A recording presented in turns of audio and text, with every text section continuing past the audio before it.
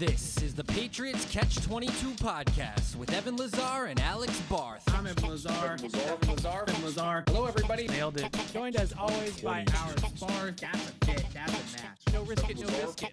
22. Here is Evan Lazar and Alex Barth. That defense, the technical term for it is ass. Yeah. They rank 100. They were like 128 out of 133rd when they fired defense coordinator Alex Grinch. I know people want quarterbacks who win, and I want to get into that when you're done with Williams, but I just wanted to point that out. Again, the technical term for it, ass. That was pretty good, Alex. Thank you. That was pretty funny. I Thank don't you. give you a lot of compliments, but that was a good one. That was a good joke. There wasn't really a joke in there. It kind of was. I didn't realize that was a joke. That wasn't That's supposed what to was be so a joke. funny about it. Yeah, no, that was just an honest assessment of the situation. The joke is the USC defense. They're still bad. Yeah. Oh no. Great. They didn't get any better. Look, they needed to fire Alex Grinch. I'm not saying they didn't, but that wasn't gonna. He's a mean one. That Grinch. You can move on from the coach. You still need to have the talent for the new coach to execute the plan. So Really? Sounds Yep. familiar. Don't know if we could draw any parallels there to a team that we cover on a daily basis. Oh, wait a second. We probably will for the next 2 hours. Evan Lazar, Alex Barth, sitting here for the next couple hours with you on Patriots Catch-22. And before we get really rolling here, Alex, I just want to say I saw a lot of people posting their, what's it called, their Wrapped. Oh, the Spotify Wrapped, Spotify yeah. thing. It's super cool that we are on a lot of people's lists. Like, we really appreciate that. And just, in terms of Patriots.com, like, obviously Unfiltered as well is on a lot of people's lists. My old podcast and your current podcast, Patriots Beat, is also on there for a lot of people.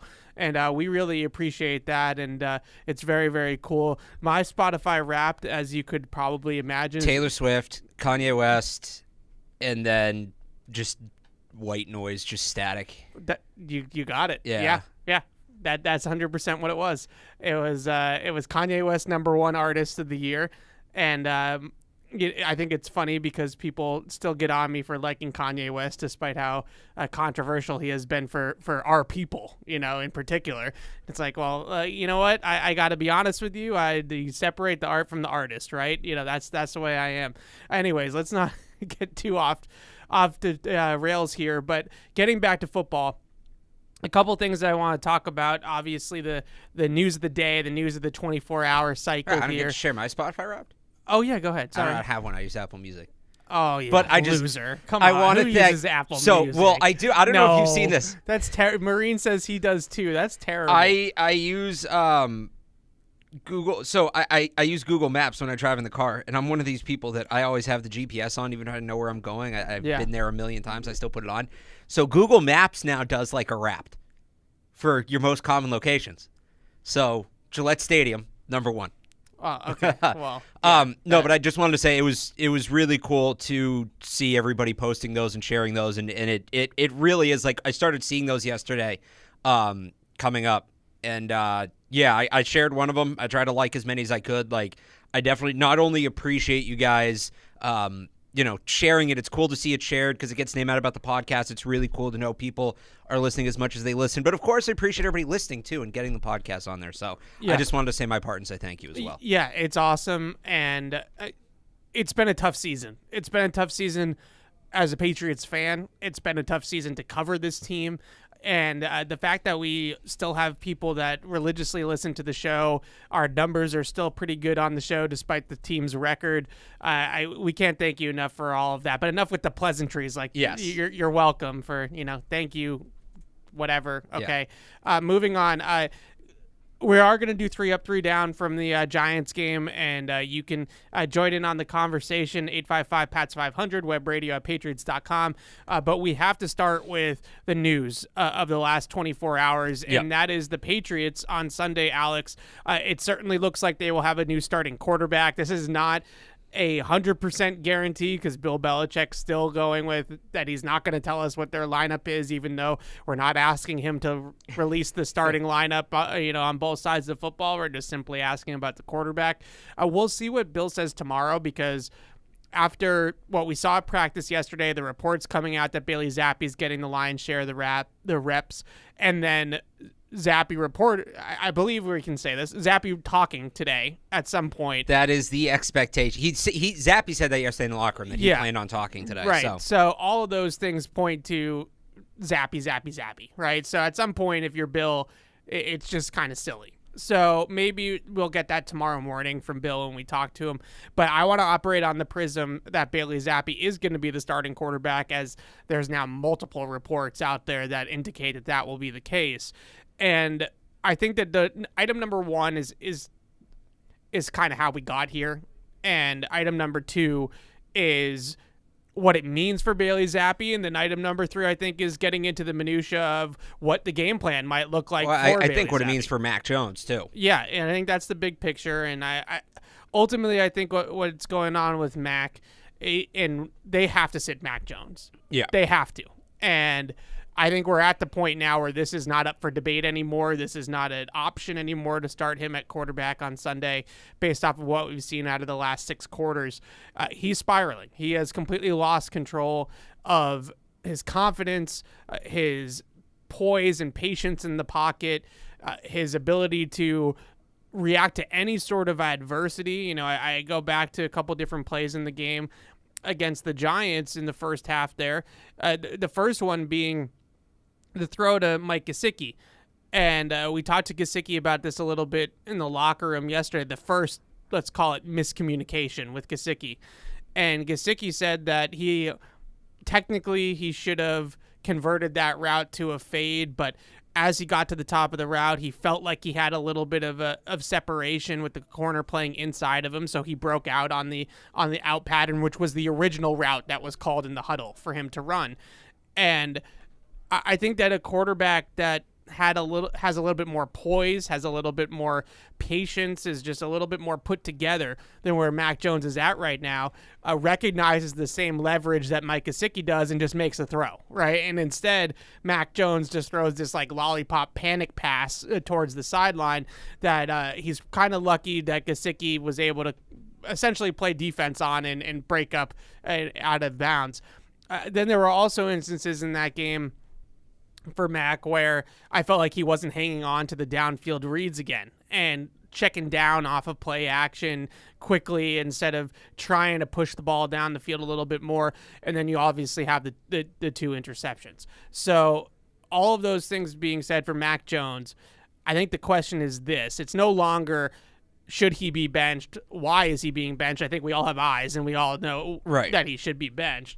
I think the bigger question is, does he start again for the Patriots in his career? Not just this season, but ever again in the NFL. Is Mac Jones a Patriots starting quarterback at any point ever again in his career in the NFL? I mean, I don't think you can rule it out. You know, as some people have suggested, the Patriots may be going to sit Mac Jones down for a week or two to let him, you know, gather himself and then put him back out there to see how that goes. Now, it's late in the season. I don't know how much time they have to do that. Yeah. It is Bailey Zappe's job now, so it's up to Bailey Zappe to hold on to it. If Zappe plays well, I don't think they go back to Mac Jones. And why would they? They shouldn't. The question is, if Zappe doesn't play well, would they be more inclined to go back to Mac Jones if there's still people in the building who believe in him? Or then do we get Will Grier or Malik Cunningham? Yeah. So I think that's what it comes down to. But the reality is, if you believe Mac Jones is the future of your franchise, you're probably not treating him the way they've treated him this year. So could he back into a start maybe down the stretch this year? Yeah, it wouldn't surprise me just the way they've handled the whole quarterback position. But this, and people will bring up Tua. The way Tua was benched his rookie year, late that year for Ryan Fitzpatrick, and he obviously became, you look at the player he is now, Bailey Zappe is not Ryan Fitzpatrick. That was a situation where that team was competing for the playoffs. Fitzpatrick was winning them games. They made the switch, I think, sort of just by default. Even though they were winning, it was, hey, this guy, you know, we took him in the top 5. We got to get him in there. And then when that wasn't working, they realized we can still make the playoffs, but we got to go back. And they went back to Ryan Fitzpatrick and then went to Tua the next year. That's not, to me, what this is. Yeah. This, to me, is, hey, we don't think you can win us games. And even because we've talked about this all year, Evan, there's been so many reports that the Patriots don't necessarily believe in Bailey Zappe, and that this, I think that's clear just based off of what we've seen from Bailey Zappe. This switch would have happened sooner if Bailey Zappe gave them a reason to believe. So yeah, pulling Mac Jones for a guy like that just tells me they're trying to get Mac Jones out of the starting lineup. I've said since the summer, I didn't think there was a way Mac Jones could lose the starting job. I thought Bailey Zappi would have to win it.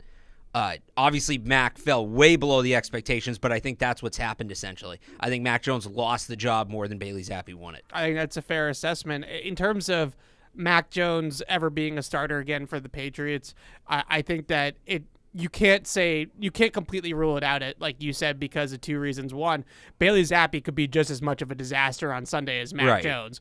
And number two, injury. If Zappi gets hurt, if Malik Cunningham gets hurt, then, like at some point you look at injuries happen, and Mac Jones could find his way back into the starting lineup that way. So the other thing on that, the fact he didn't show up on the injury report. Because I was kind of expecting him to say, he shows up on that injury report, and then maybe he goes on IR, and that's that. Yeah. They're keeping him, and I don't know that we'll see. I think another part of the conversation is, does he dress on Sunday? Who is the backup quarterback? I think if you're going to bench him, sit him. Yeah. And you either. That's certainly the indication that the short window we got yesterday looked like, with Malik Cunningham taking a few reps back, behind Bailey Zappi. Which would probably be because you can't do the two halves again. You can't do it. No. So if you're not going to do that, just give him the week off. But yeah, the fact he's not on the injury report tells me they're not entirely done with him. So I think they are entirely done with him, but I think it's a different conversation. I mean, I mean short term entirely done. I mean, we may still need him to get into a game at some point this year, so we don't want to put him on IR or anything like that. I think there's a difference between saying that you can't rule out that Mac Jones might start another game for the Patriots in his career, and saying that Mac Jones will ever be the Patriots starting quarterback ever again. Right. And that's the way that I look at it. I think that it's over for Mac here in New England in terms of him being the guy.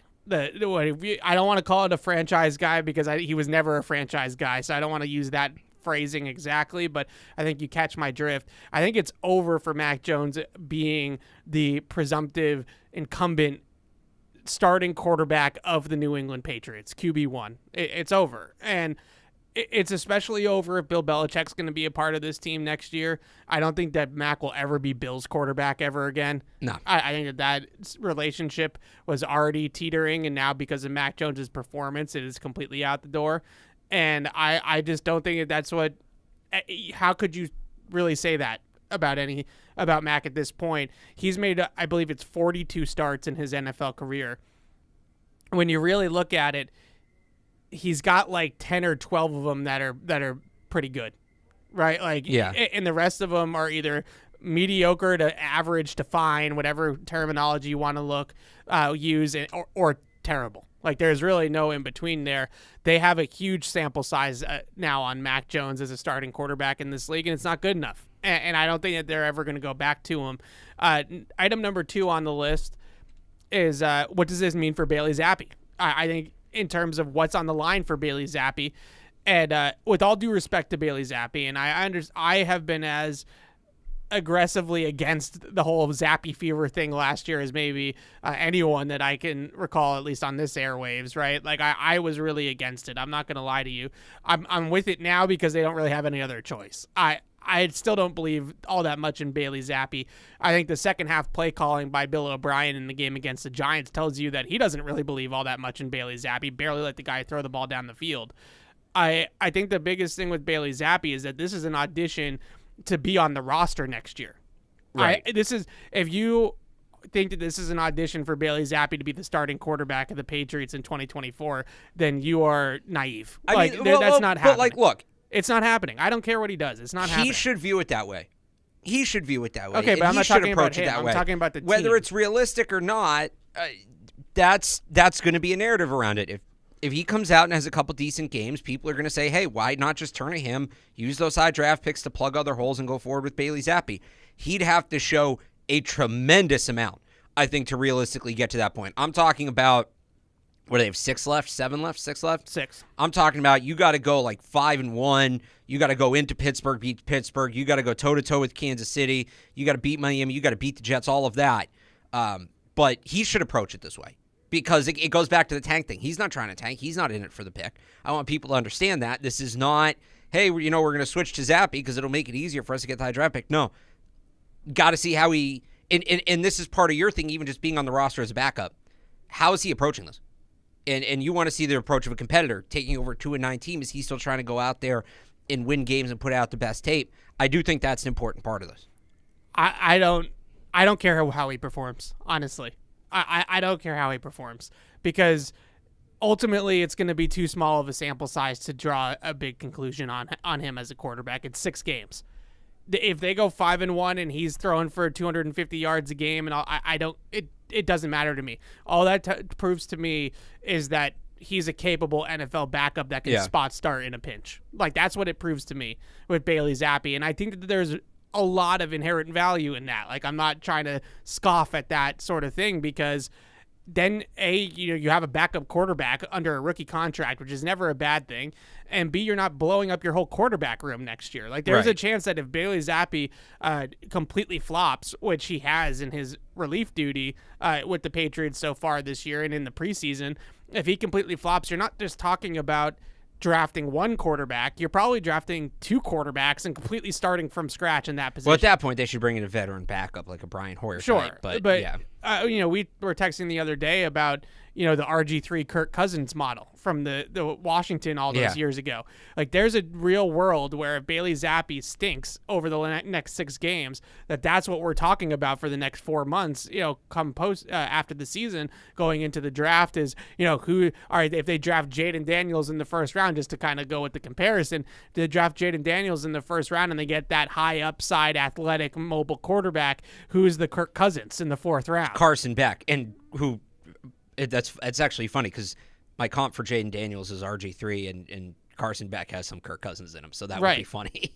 But that's the point. If Bailey Zappe can play well enough to essentially keep his job in 2024, then that's a good thing for the Patriots. But I really think that we need to continue to just hammer home that this is not an audition to be the guy. It's just not. And if you look at it that way, I don't know what end that you're kind of processing that for, like what? Well, because he's not going to be good enough to do that. It's one less thing. I'll tell you why fans want that, because it's one less thing you need to address in the offseason. That's why. And I don't think anybody's saying like, yeah, if Zappe plays well enough, give him a $500 million contract and never worry about the quarterback position again. But it's, can he play well enough where? And I don't think he's going to show this.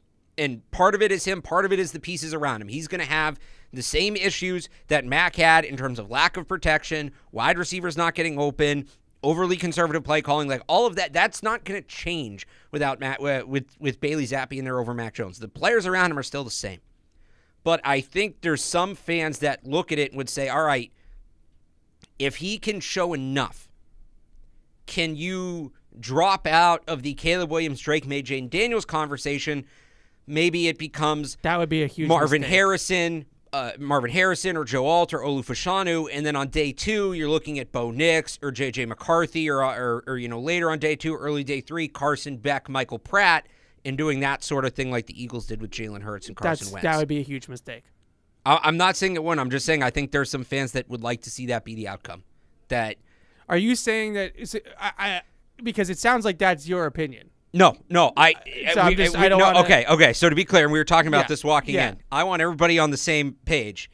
They need a fresh start at quarterback this offseason. Okay. Fresh start. But I'm telling you, there's going to be some people. Get ready for the calls. Get ready for the emails. Grasping at straws. Yeah, well, Zappe's the answer. Zappe did this against the Steelers in that game, so maybe they don't need to draft Drake May, and maybe they can take Marvin Harrison and then take Michael Pratt later on. Like, no. Last year with Zappe, he faced the 28th and the 30th best defense in the league in those games he won. And now he's going to face a bad Chargers when defense he faced too, the 32nd ranked defense in the league in the Bears, he got blown up. Yeah. He's going to face a couple of bad defense. The Steelers are mixed in there, but he's going to face a couple of bad defenses here, assuming he starts the next few weeks. We need to look at it objectively and understand that just because Bailey Zappe puts up some good stat lines, which he might do, doesn't mean that all of a sudden we're done with the top quarterbacks in the draft.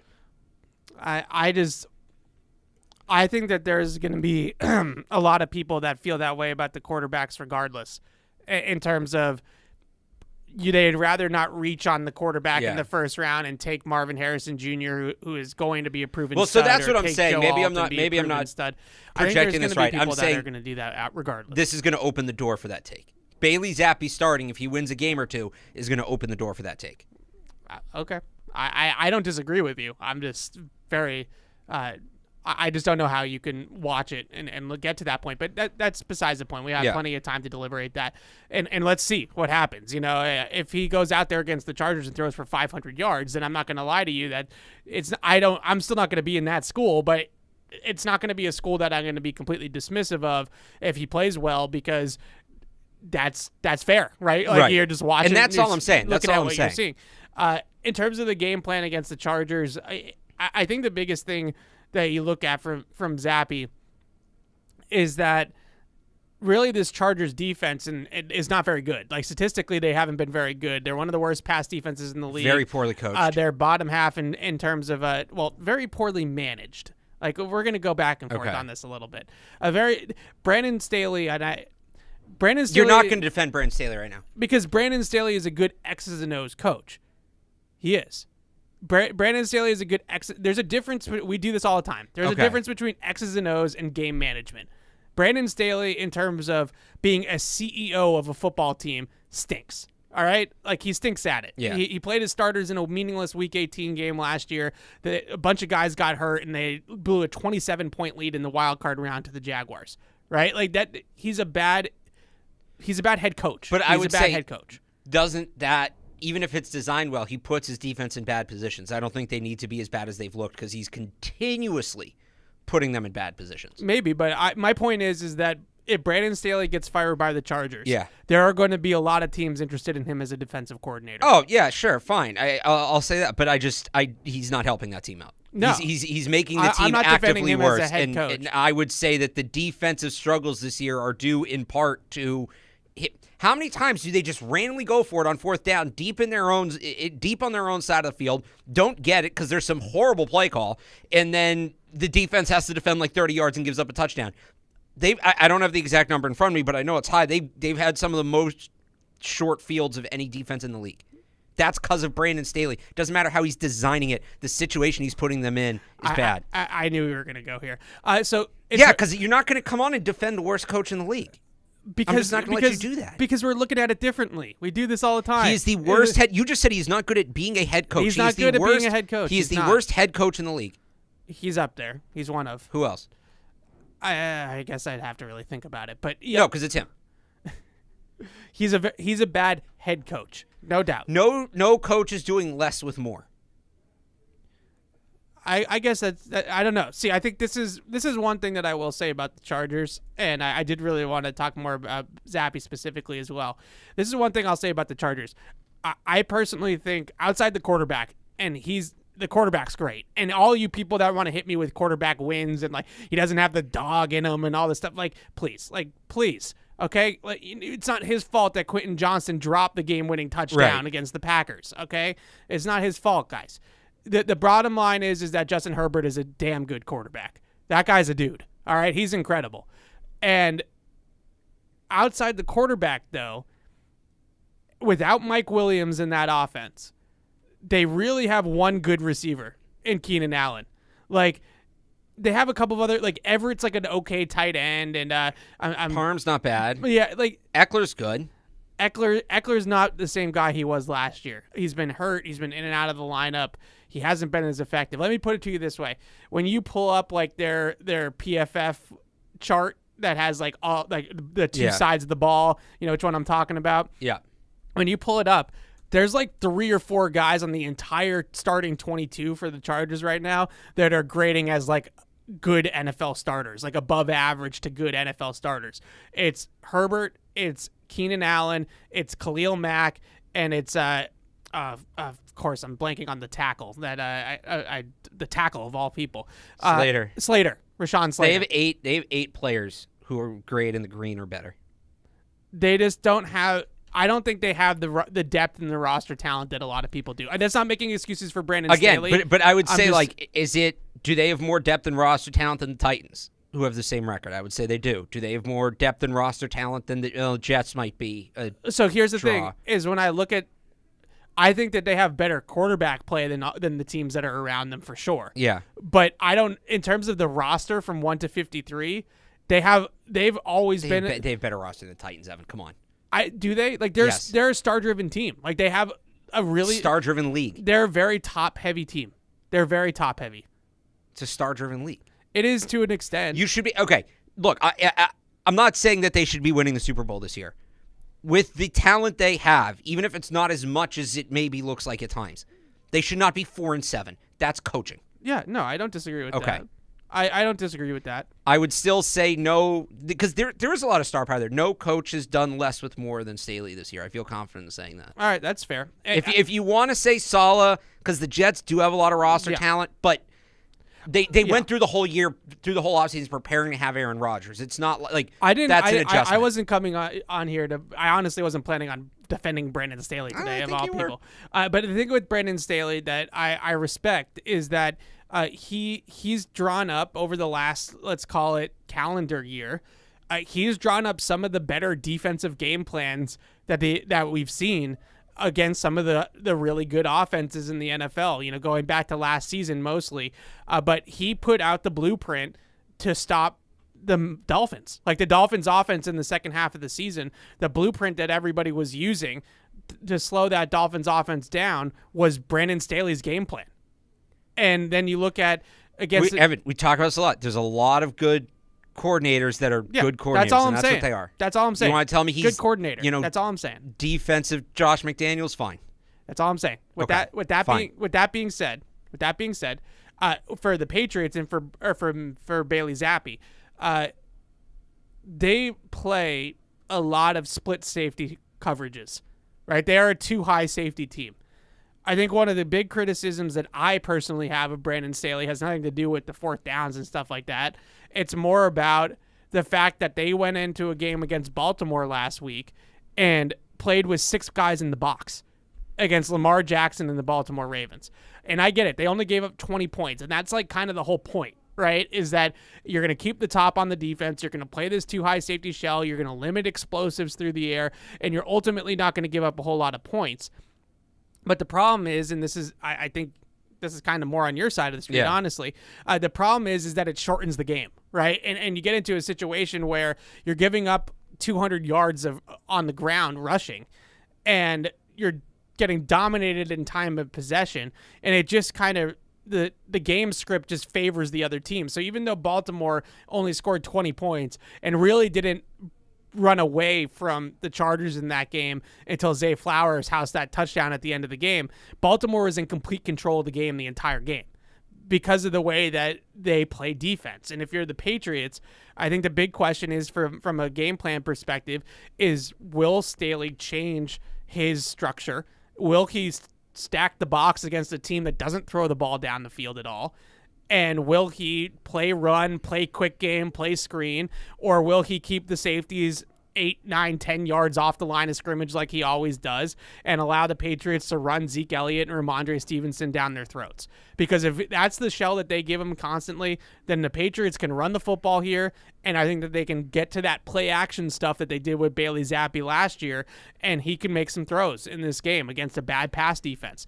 But ultimately, I think Staley will have a plan that's a little bit different because of what he's facing. It's also, the Patriots had a great chance to run the ball last week and didn't as much as they probably should have. So yeah, even if he gives them that look, they still have to run the ball. But yeah, no, it's a fair question. Will he adjust? I think that's a fair question, and the Patriots should be running the ball as much as they can in this game. We said that, and that's not a Bailey Zappi thing. We said that last week with Mac. Yeah, they are better at running the football. They should run the ball as much as they can. The best thing the Chargers can do is get up early and take it, and we'll get to what the Patriots' pass defense was last week. But if the Chargers get up early, Staley has to be doing that. Yeah, I think a big reason, and not the Jets game doesn't back this up because obviously it was a one-score close game the whole game. But in terms of volume of the run game, they've obviously been down in a lot of games. Yeah, and I think that's taken them away from the running game a little bit. But they weren't against the Giants. But I think the bigger thing that's taken them away from the running game is that they can't get the play-action passing game going. True. They're right now they're dead last in the league in passer rating off play action as a team. They have a 61 rating on play action. They have thrown 5 picks off play action in the league high. Both quarterbacks threw picks last week off of play action. Now some of it is Mac Jones throwing the eephus pitch against the Colts, right? Like some of it is just terrible quarterback play, no doubt about it. But some of it too is how they're designing the play action passing game. eephus pitch is a good pull by you. Yeah, it's not bad, right? That's like kind of a little bit of a deeper baseball reference. Chuck Knobloch, also deep baseball reference for this one, right? Didn't he forget how to throw or something like that? He's like the OG yips guy. He's like the patient zero of the yips. Yeah, there you go. So play action wise, and these are times where I wish I had like a whiteboard because it's confusing for me to say, kind of explain. But I'm gonna just say it really quick, like as straightforward as I can. This is why I hate duo. This is why I hate the scheme, because with duo, there's 2 things that happen. One, there's not really a great sell with duo for play action, right? Like the whole point of play action is that you have the blockers run block, and that draws in the linebackers and that draws in the defense, and then you have routes running in open areas, right? That's the whole goal of play action, is to create a pull of the defense and suffocate the defense in to play run, and then run routes behind the players that you're pulling out of their pass responsibilities. That's why you do it. With duo, number one, you get a lot of high hats with duo, meaning like the offensive linemen just go right into pass protection mode, right? And there's no sell. It doesn't really sell the play action fake at all from a blocking standpoint to the defense. The other reason why I don't like it is because if you're truly going to sell duo, then you have to double team, right? You have to run the same double teams that you would run in the run game. And what happens is when you do that is that you start to leave guys unblocked in the pass rush. So as soon as the linebackers or the defensive linemen, as soon as they convert their rush from run to pass, now all of a sudden there's guys coming through the line of scrimmage because their double team blocks are happening to simulate duo, and now you got guys running scot-free to the quarterback. That's exactly what happened, I think, when looking back at that play with Mac Jones's first interception.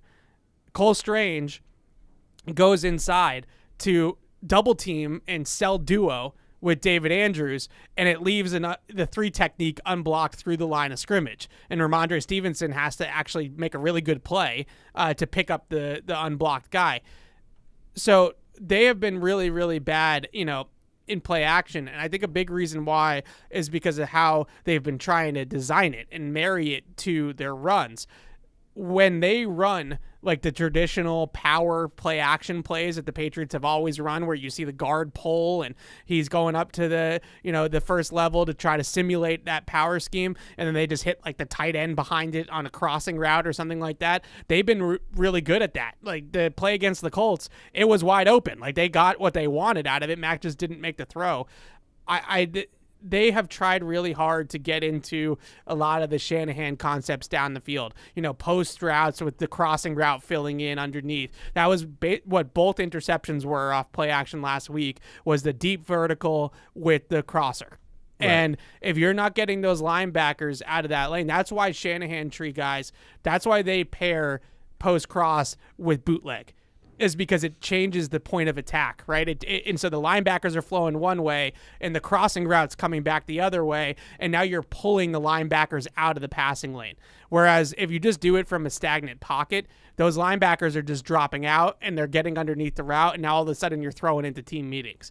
So I don't like how they've designed it, but that doesn't mean that they can't get back to a good design. If I'm the Patriots with Bailey Zappi, I'm starting to think about running a lot more of those trap or power play action plays, moving the pocket maybe a little bit more than they did with Mac Jones, because I think one thing with Bailey is that he is a little bit more nimble. I wouldn't say he's a scrambler, but he's a little bit more agile. He's a little bit more lighter on his feet than Mac Jones is. They got to be able to find ways to hit the shot plays off play action, because they're not going to do it at a traditional drop back. But here's the thing and this was obviously a different play caller. This was Matt Patricia. Yeah. Last year, in games started, so this doesn't include the Bears game or the Packers game. Play action.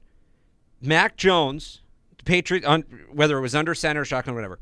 The Patriots had Mac Jones in play action 18.1% of the time. Yeah. Bailey Zappi 26.1. Yeah. So a significant increase. Yeah. And in play action for Bailey Zappi. It was even higher if you take out the Bears game where they were down in the second This half. doesn't include the Bears game. Oh, are you sure? This is just games where the guy played the whole game. Oh, okay. I thought it. If you went into just his 2 starts, I thought it was like over 30%, but I could be wrong. Oh, maybe I thought this was without. Maybe it's not. Okay, but anyway, the point is like they ran play action a lot more with Bailey Zappi than Mac 100%. Jones. Under center percent. So this is total under center, not just play action, but like percentage of the snaps under center. Mac Jones 17%, Bailey Zappi 25%. So again, a big jump, and those two go hand in hand. Those aren't mutually exclusive. Yeah. But a big jump for Bailey Zappi in that under center looks. So maybe they do some more under center stuff with, again, different play callers. So we don't know for sure. Yeah. But maybe they do some more under center with Zappi. And one more number, Evan, that isn't exactly tied to what you're talking about, but kind of relates here. RPO percentage. Yeah. Now, both of these are too low. Yeah. But last year, Mac Jones ran RPOs on 4.7% of his pass attempts. Bailey Zappi was at 9.7. Yeah. So almost double. Yeah. A lot of those are obviously those screen run options where they have like the screen on the outside and you can hand the ball off. That's the only RPO they ran last year. Bill O'Brien calls them advantage throws, where you just have that. It's really more like a pre-snap read than it is reading the defensive movement post-snap. The one thing that he said was, when I asked him about it a few weeks ago, was that they were worried about illegal man downfield penalties because the offensive line had got called for a few of those, and there were a lot of new guys, and like they were turning out guys at that point, right, on the offensive line. Now that they've had the same 5 guys for the most part for a string of games now, I do wonder if you start to see a few more downfield, post-snap style RPO. And Bailey Zappi certainly ran that a ton in college. He's capable of doing that. The biggest thing with Zappi, though, you mentioned the play action numbers. He averaged something, I think it was over 17 yards per attempt last year off play action, which is just absolutely, utterly insane. I do think that is going to be a big part of what they're going to try to do. And when you come into, even at halftime of a 1-score game like he did last week, when you come into the middle of these games, and a lot of the time Bailey Zappi's been behind when he comes in, he's only had 6 dropbacks off play action this season because he's not getting into games off the beginning where he's in the opening script and all that kind of stuff. When they can get the run game going early, hopefully against the Chargers, and then they get the play action, like it's such a different flow for him than coming in mid-game or at the end of a game. Like he's obviously not going to run play action in the 2-minute, right? Like you're just not going to do that. So I think there's going to be more opportunities for that. He's been okay when they go traditional drop back and third and manageable. Like it hasn't been a disaster. He hit that 4th down throw to Juju Smith-Schuster in the game last week. That was a big part of getting them down there for the Chad Ryland field goal. So I think there's a possibility of him being all right, and let's call it 3rd and 6 or less. You just can't get into 3rd and long with Bailey Zappi at quarterback, which you don't want to do that regardless, but that's why early down run game, play action, and staying out of those 3rd and 10s. That's why that becomes so key. You're going to see a lot of screens in quick game, I think, still. I don't think that those are just going to go away. But ultimately, if I'm the Patriots, and I put this out on Twitter and everybody made fun of me for using the phrase, but like, what harm is there in letting Bailey Zappi cook a little bit? Like, what harm is there in letting him? Well, what harm's there? There's a lot of things you could say. What is the harm in at 2-9 that they just won't do?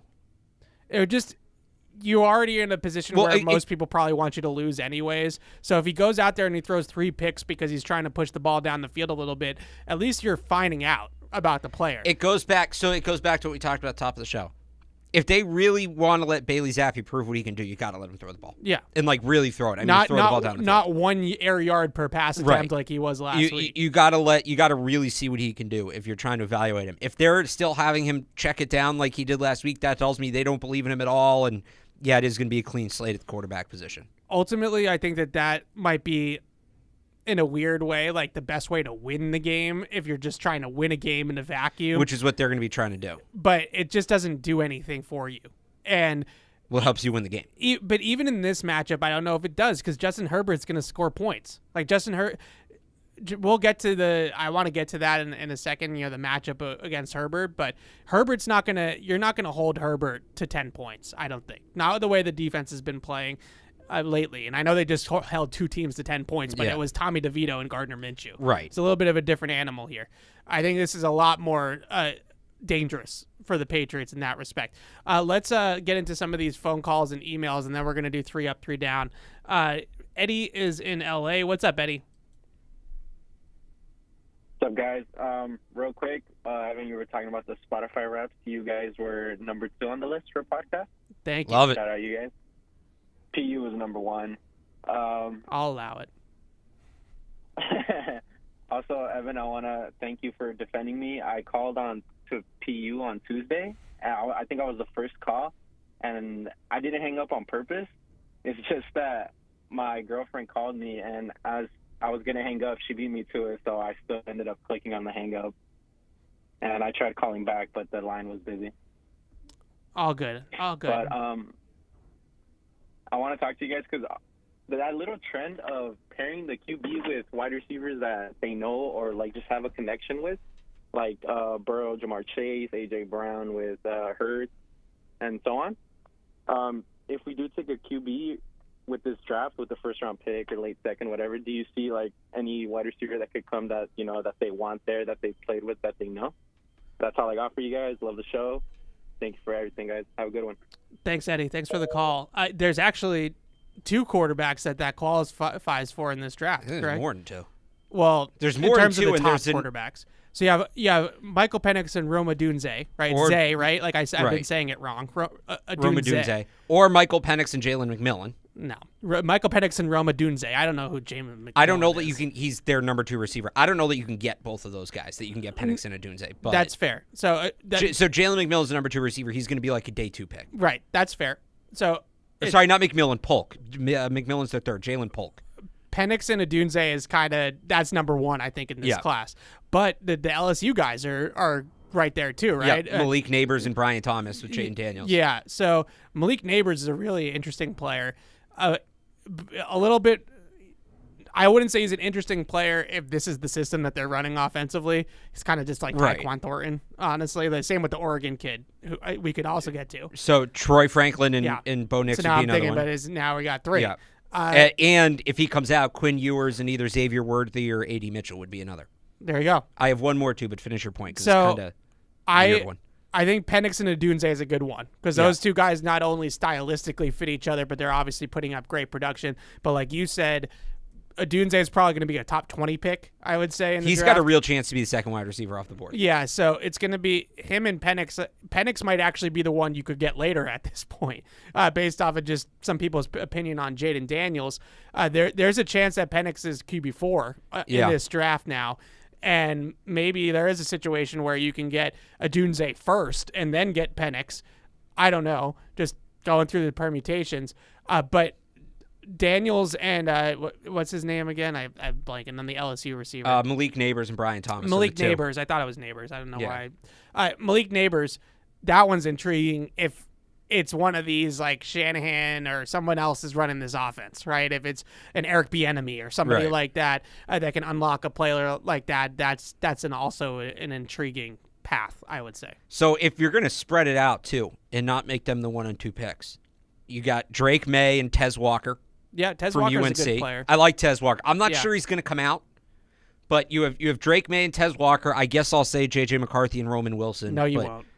I like Roman Wilson. I do like Roman Wilson as a player. Yeah. No, he's a good player. If anything, he's the reason people like J.J. McCarthy so much. It's his fault. He's Mike Evans. It's his fault. That great comp. Thank you. Great, Evan. You're on fire today. Right? The one other. This was the weird one I had. I wouldn't do this, but let's say they want to get super creative. And again, this is talking about spreading it out. You're not making them both your top picks. Yeah.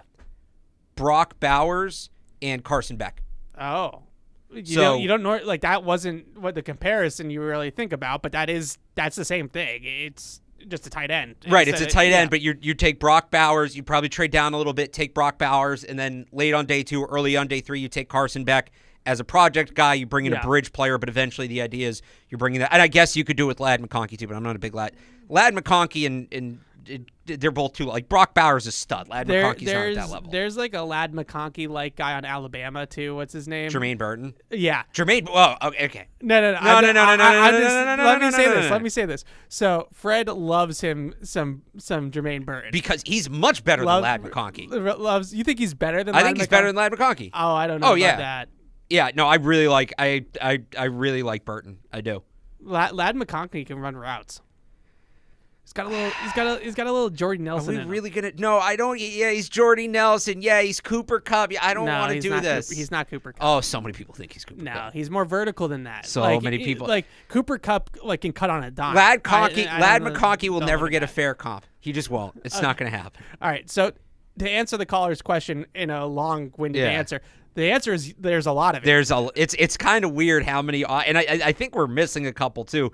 Brendan Rice, if he comes out with USC Caleb Williams, right? So USC has a couple guys. Well, all their receivers are underclassmen. That's the weird thing. Yeah, so they have like a Pop Douglas lookalike as well. Yeah, I don't remember his name, but he was really good last year with Caleb Williams. A lot of those guys will probably end up going back to school. Yeah, so I remember last year. Watching USC film for Jordan Addison and wondering, who's this other receiver, right? Because he had that jitterbug, Pop Douglas type of skill set that the Patriots could use. So I think they already have that a little bit with Pop, obviously, but he's another guy that's kind of that gadgety slot, jitterbug, quick kind of guy. There's a lot of it. I mean, obviously the number one pairing just in terms of both being really good players is Odunze and Penix. Yeah. But like you said, I agree. It's going to be hard to do that. Now, when I say it's going to be hard to do that, this is, I think, something that we were talking about a little bit the other day. If it's a new regime, and we have to get used to new trends in the draft, a new GM comes in here, even if it's Matt Groh and he has new final say, right? In terms of these things, the Patriots trading from, let's say, 35 to the late 20s to secure the quarterback that they want and get the fifth-year option and all that kind of stuff. We have to start putting those types of things on the table. Yeah. Now, look, I don't think you can do that with Penix and Odunze. At least maybe if Penix falls, but if he falls, it's probably due to injury concerns. You don't want him. Like, these are two guys that are going to go, 10 and between 10 and 15, I think. But okay, let me ask you another question. Yeah. What if, and I hate this scenario because I'm not Mr. Trade Down. Yeah. But in a wild world where you can trade down and get another first-round pick back somehow. So this is the scenario I love right now. And, of course, things can change. You trade down with, what are the third pick right now? We'll just use for argument's sake. Yeah. You trade down from 3 to 7. Yeah. You get Jane Daniels at 7. Right. You then you're not going to be able to trade down and get 2 first-round picks because there aren't really, the only teams that have 2 first-round picks they're not within range where you can make That's a good point. Yeah. So, but what you can do, you trade down from 3 to 7. Yep. Take Jaden Daniels. Yep. And then you use what you got from that move down to then move back up. And I don't know that you're getting a Dunze, but maybe late, honestly, some of the tackles late in the first round, a guy like Amarius Mims, a guy like J.C. Latham. You might be able to get Neighbors. The guy from Oregon State. Or, maybe Neighbors, something like that. Like, I wouldn't hate that plan at all. Me neither. And some of that hinges on, and I know we're getting really deep into the draft stuff, shocker, what the Bears do. Yeah. I think the Bears, whether or not they go quarterback, is massively influential here. Yeah. But, yeah, I wouldn't hate that plan at all. As much as I hate trading down, because normally my rule is with trading down that I hate, is that you're trading out of, the top-tier players, right? Like, if you're trading down so far, for example, I know we kill the Cole Strange pick all the time, and I'm sorry to do this again. But when the Patriots traded down from their original pick to the Cole Strange pick, the biggest gripe that I had with it at the time, along with who they picked, was that they traded out of the blue chip range, right? Like they gave up a blue chip in Trent McDuffie essentially, and traded the pick for Cole Strange. But in between, they also missed a couple of other blue chip type of guys, like Tyler Smith, for example, who's a good player for the Cowboys on their offensive line now. So the difference is now is that if you're trading from 3 to 7, you're still in the top 10, right? Yeah. So, like, you're still in the blue chip range. But in order to make me really happy about that, you have to do what you just laid out. So that's what you I'm have saying. to trade back up with another pick. If you're trading down, but you end up with 2 first-round picks, that's nobody's Yes. going to complain about that. Right. The other thing is, especially for a team that needs everything on offense. this board is really unique because of what's going on with the Bears, especially if they win a couple more games, and instead of being at 1-3, they're at like 1-9 or 1-10. Yeah. And I'm talking about the 2 picks, not the record, because then it's, if they're at 1-3, they're going to move one of those picks to a team that wants a quarterback. If they're at 1-10, they're going to take their blue chip player at 1, and then they're going to look to be moving 10. Yeah. And that's where it changes the outlook of it. Yep. All right. DC is in New Hampshire. What's up, DC? Hey guys, big fan since the early Pats beat days. Thank you. Thanks. I think looking to the draft is the most desirable way for the Pats to address the QB, and the draft talk's fun, don't get me wrong. But there is one veteran QB who I'm intrigued by as a true answer, not just a stopgap. However, I think there's 2 big contingencies as I see it. One, I think there would have to be a new coaching regime because this guy would be off the menu based off what we know about Belichick's philosophy, what he values in a QB. And number 2, the Arizona Cardinals would have to be committed to going back to the draft for him to be available, because that's right. I'm talking about Kyler Murray as a New England Patriot. It's a fringe possibility, but I don't think it's 0%. It intrigues me. What do you guys think? Love the show. Thanks for the call, DC. I love Kyler Murray. I love the idea of Kyler Murray. He, to me, is good enough that I am willing to say that I'd rather Kyler Murray than the unknown of the draft. Because let's face it, we all liked some of these quarterbacks in the draft, but ultimately they all could be Zach Wilson and Trey Lance. Like we have no idea. Kyler Murray has played MVP caliber football in the NFL. And he is a dynamic talent. For an extended period of time, though? Last year, or it was 2 years ago, right? When they had the good year. Arizona's 2 years ago. When he threw 24 touchdowns, didn't even throw for 4,000 yards? Yeah, but he also, how much did he run for? He ran for 5 touchdowns. 2 years ago, he was an MVP candidate. That's the season I'm talking about. Until Thanksgiving. Yeah, he didn't even have 30 total touchdowns. He was still an MVP candidate. They were 8-0 at one point. Yeah, he's too small. I'll just say it. He's too small to play in the NFL. But he didn't get hurt last year against the Patriots because he's too small. He got hurt at a non-contact knee injury. No, but it's the wear and tear that comes with these guys. I mean, there's so many of these smaller quarterbacks, Baker Mayfield, Kyler Murray. We're seeing Bryce Young struggle, that come in the league, and it's Drew Brees is rare. Drew Brees was special for a reason.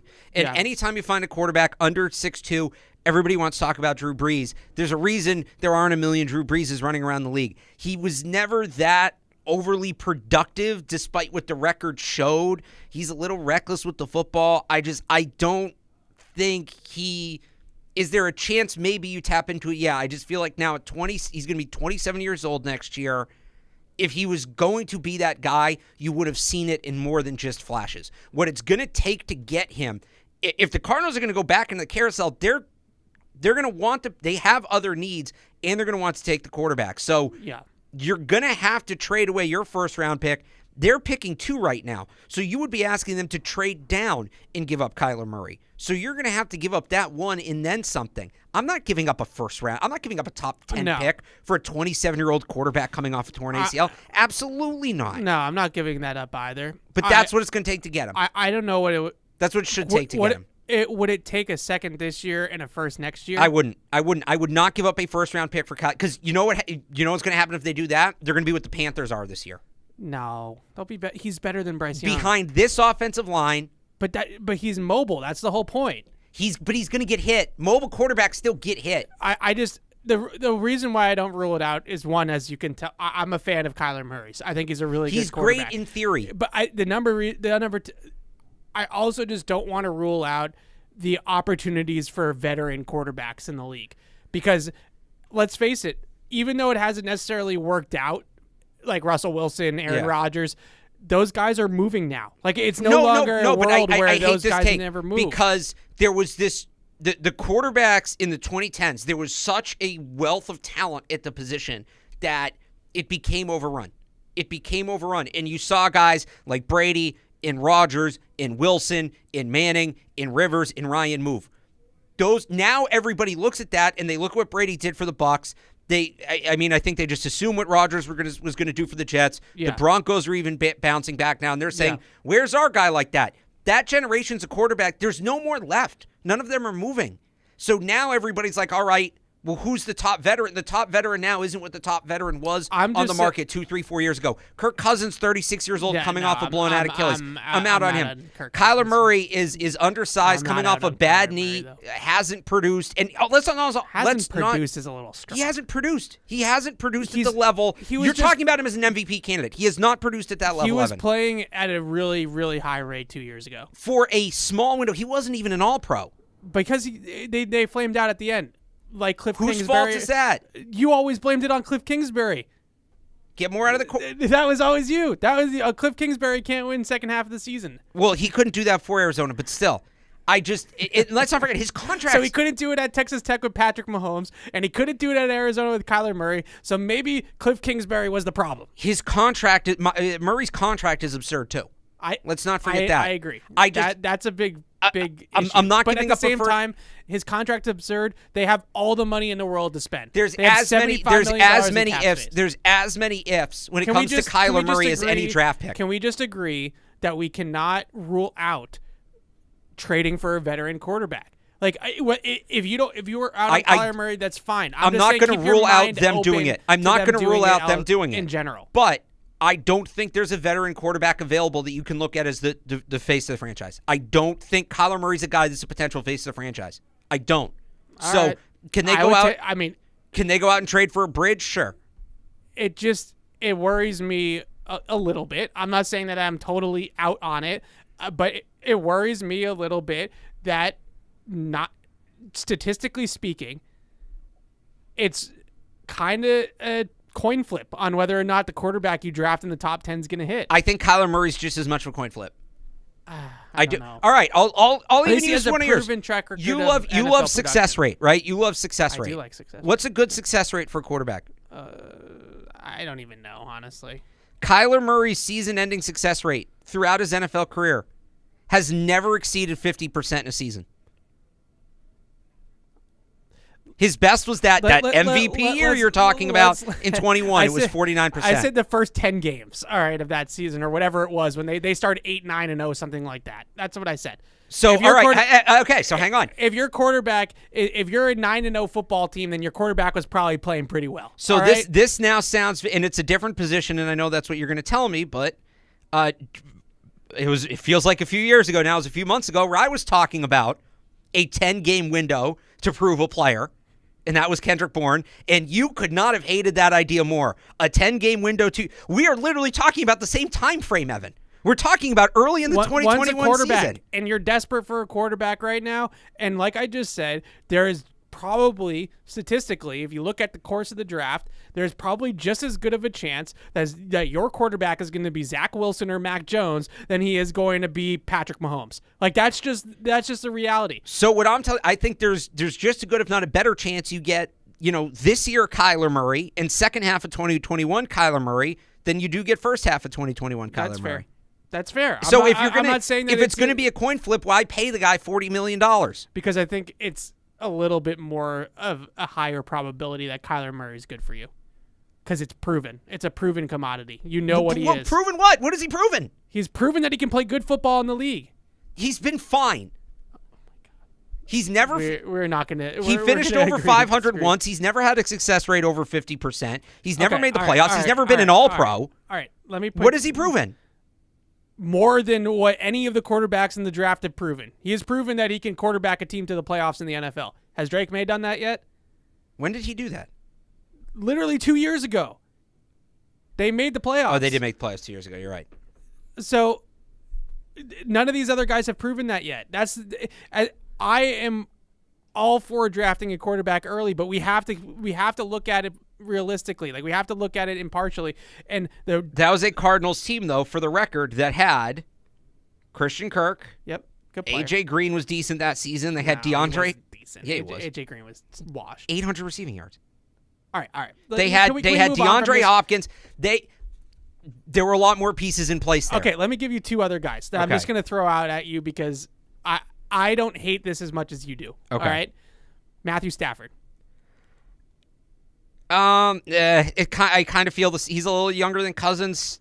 I feel like that. What is it? His shoulder, his elbow. He's got like tennis elbow. Yeah, that worries me a lot. Yeah, that worries me. Me too. As a bridge guy, if you're going to draft somebody and you can get him for cheap to kind of like start the season, be a mentor, I'd love that. I don't know that he's going to do it. I don't know that you can get him for the cost to make that realistic. I'm not turning the keys to the franchise over to Matthew Stafford at this point. Me neither. All right, I think the Rams got him at just the right time. All right, I'll give you one more, and this one is way less of a kind of star, if you want to put it. I know Kyler Murray. I put it in air quotes for you, all right? Yeah. Justin Fields. I just... What are you going to have to give up to get him? I don't think Did you'd they have give to give anything a up? ton to get him. Obviously the scenario is the Bears restart and take another quarterback, which I think is possible. I think it's very possible. So my thing is like, okay, so you go from having to rebuild one broken quarterback to another, and it's like Fields is more athletic than Max, so he has that, but I would do, if you can get Fields in the way that the Cowboys got Trey Lance, where it's like, yeah, we're going to give like a 4th-round pick for him and stash him and see what happens, I guess. Yeah. I'm not handing the keys over I'm not saying like stylistically, but in terms of what you have to do, in terms of everything around him and coaching and adding players, what really is the difference between Justin Fields and Mac Jones at this point? They're both broken. Nothing. One has a little bit more physical. One's talent. more athletic. So I'll take a flyer on him if you want to bring him in, give up a day 3 pick for him and bring him in and see if you can work with him. But I wouldn't be like, all right, we got Justin Fields. We're good at quarterback. Like, I really don't think because to your point, just looking, I just quickly glossed like around, across.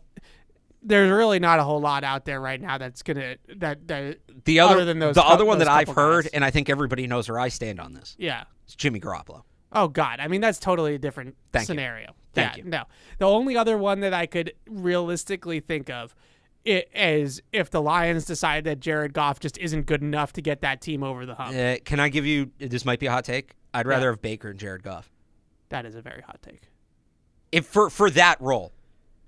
In terms of the bridge guy, Baker's a free agent, correct? Yeah. No, as the Goff's older. Goff's 29. What's Baker, like 26? Yeah, Goff's played some really good football though with Ben Baker's Johnson. 28. Wow, he's gonna be 29. Like what if it's Ben Johnson? Yeah. And then it's Jared Goff. Yeah. And you take Jared Goff with Ben Johnson, and then you drafted a day 2 guy to be the next guy, and you do that whole thing. What do you think of Baker? As I believe he's a free agent. He is. Yeah. 1-year contract. As the bridge guy, the veteran bridge guy that maybe he starts the first half of the season because you want to break in the rookie. I'm fine with it, but you would absolutely still be drafting a quarterback in the first round. I know nobody wants to see them do this, but I'm going to throw it out there.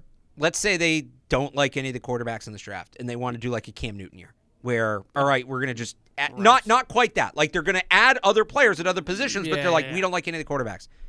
If you want to bring in Baker Mayfield for a year, that if you're going to do that thing where it's like, all right, we're just not going to invest in quarterback this offseason. Yeah. We're going to just load up at receiver, load up at tackle. For the Bucks. That's essentially what the Bucks are doing with him right now. Like, in terms of bridge guys, Baker's probably at the top of my list. Yeah, I would agree. It's him and Jacoby Brissett. Yeah, I would put Baker number 1 as well. He's going to cost more than Jacoby Brissett, obviously. And he's having a pretty okay season for the Bucks. I'm not going to sit here and say that he's setting the probably world like on fire, $15 million 1 year, $15 million probably kind incentive. Of, what did they give Cam? Yeah. They gave Cam like $10 million for a year, right? I think it was less than that. I think it was like up to like 10, right? Yeah. So factor in inflation. Like Baker Mayfield could be your Cam Newton. Yeah, and you look at Baker too, and their offensive coordinator, who I'm going to butcher his last name. He's one of those like young rising candidates. I think he's still a little bit too green to make him a head coach. I don't think he's only called plays for a year. So I probably wouldn't go that direction yet, but Baker Mayfield's had a pretty good statistical season. The Bucks are competitive. They're not a good team, but they're competitive. And he might be on a short list of Dave Canales? Canales, yeah. So what's interesting, he's only called – well, he was the Seahawks passing game coordinator for 2 years. Yeah. So I don't think he was calling plays in that No, Shane role. Waldron's been calling plays. He was the quarterbacks coach in Seattle in 2022, so he was there for the Geno Smith, kind of reset. That's how he got this job. Right, now he's gotten Baker going, so I probably too early to be a play caller, but he's an interesting name. And, I wouldn't – Baker to me is this, like, I don't need to pay Kyler Murray $40 million when I can go get Baker and just bridge it. We're very disagree on Kyler Murray. All right, Tyree is in – You don't care about height. You've made that well known. No. And you don't think size matters to play the most physical sport there is. Not at quarterback, because it's literally flag football for those guys at this point. Until they get hit. Tyree is in Charleston, South Carolina. What's up, Tyree? What's up, guys? How are you? Hey. I got 2 questions for you. The first one is, I am still a Bill Belichick believer, and I love Bill Belichick, and I don't know if I'll ever get over Bill Belichick. How do you convince somebody like me to be ready and willing for another coach like Gerard Mayo when the unknown is way worse than the known? And then also, if Shedeur Sanders comes out and, is going to enter the draft, would you not take him? Thanks for the call. With the third pick? With the third pick, no. Thanks for the call, Tyree. We appreciate it. To answer the questions in order. Yeah. Number one with Bill. You say the alternative is not better than 2-9. Right. I would also say that's the thing. Like, it's no longer the alternative. Oh, like they went 8-9 like last year, or they won 10 games but flamed out in the playoffs like the year before that. We're talking about a 2-9 football team. Yeah. I would also say too, if you're like, all right, well, the talent's not there, and once he gets the right talent, who's giving him the talent? Right. Bill. The coaching performance this year may be what pushed the conversation about moving on from Bill over the top. Yeah. He's in this spot because he hasn't done a good job building the roster as a general 100%. manager. And there are people who say, fine then, just make him the head coach and bring in a new GM. And if that was a realistic conversation, I think it would be a conversation worth having. He's not going to do that. Everything we know about Bill Belichick, he is not going to coach somebody else's players. It's not going to happen. Yeah. So if you have to move, and I've always hated Bill the GM, Bill the coach. But if you have to move on from Bill the coach to get rid of Bill the GM, you kind of just have to do it. Bill the GM is doing more harm than Bill the coach is doing good. Yeah, and I think at this point too, the other argument besides better than 2-9, I think you can do better than 2-9, is that, to your point about the GM, directionally in terms of how they build the roster. This is actually what I was going to open with today until the whole Bailey Zappi thing started. The Patriots at this point are actually trending towards, I think, being closer to Bill's vision than maybe the record reflects, simply because they are number one in the league in stopping the run. They are trending upward in running the football. They've been really good running the ball the last month and a half. Right. And although special teams is still a disaster, the whole point of tough teams, cover kick, stop the run, and run the ball. And that's their... They got 2 or 3. They got 2 or 3. Yeah. And I think in Bill's mind, he believes that they're losing games because of ball security on offense. And they're losing games because they're losing them on the margins with ball security. The way I look at it is that they're losing games because they have to win a game 10-7. They're trying to win games 13-10. The problem is they can't get to 13. Right. And I look at it and say, that's not a way to live in the NFL now. And if I'm moving on from Bill, it's kind of more of a GM thing, I guess. But the main reason why is because they need an organizational philosophy shift on how they want games to unfold, how they want to win football games. I'm not telling you that they have to be an offense that scores 35 and they win every single game 35-32. Like, they don't have to. That's what you want. That's what I want. But they don't have to be that way. You want the defense to be horrible. But they need to be a team that is way more balanced than they are. Yeah. So, and again, to go back to the question itself, like, how would you sell somebody who still believes in Bill Belichick on the next coach? I wouldn't try to sell you on the next coach. I wouldn't, and it's nothing against Gerard Mayo, who he used as the example, or it's nothing against Ben Johnson, but it is a tough sell because Bill Belichick, for what's happened the last 2 years, I still do believe this is the greatest coach of all time in this sport. All time, yeah. I do still believe that, so it is a tough sell. What I would sell you on is he is not giving himself the players to maximize his ability.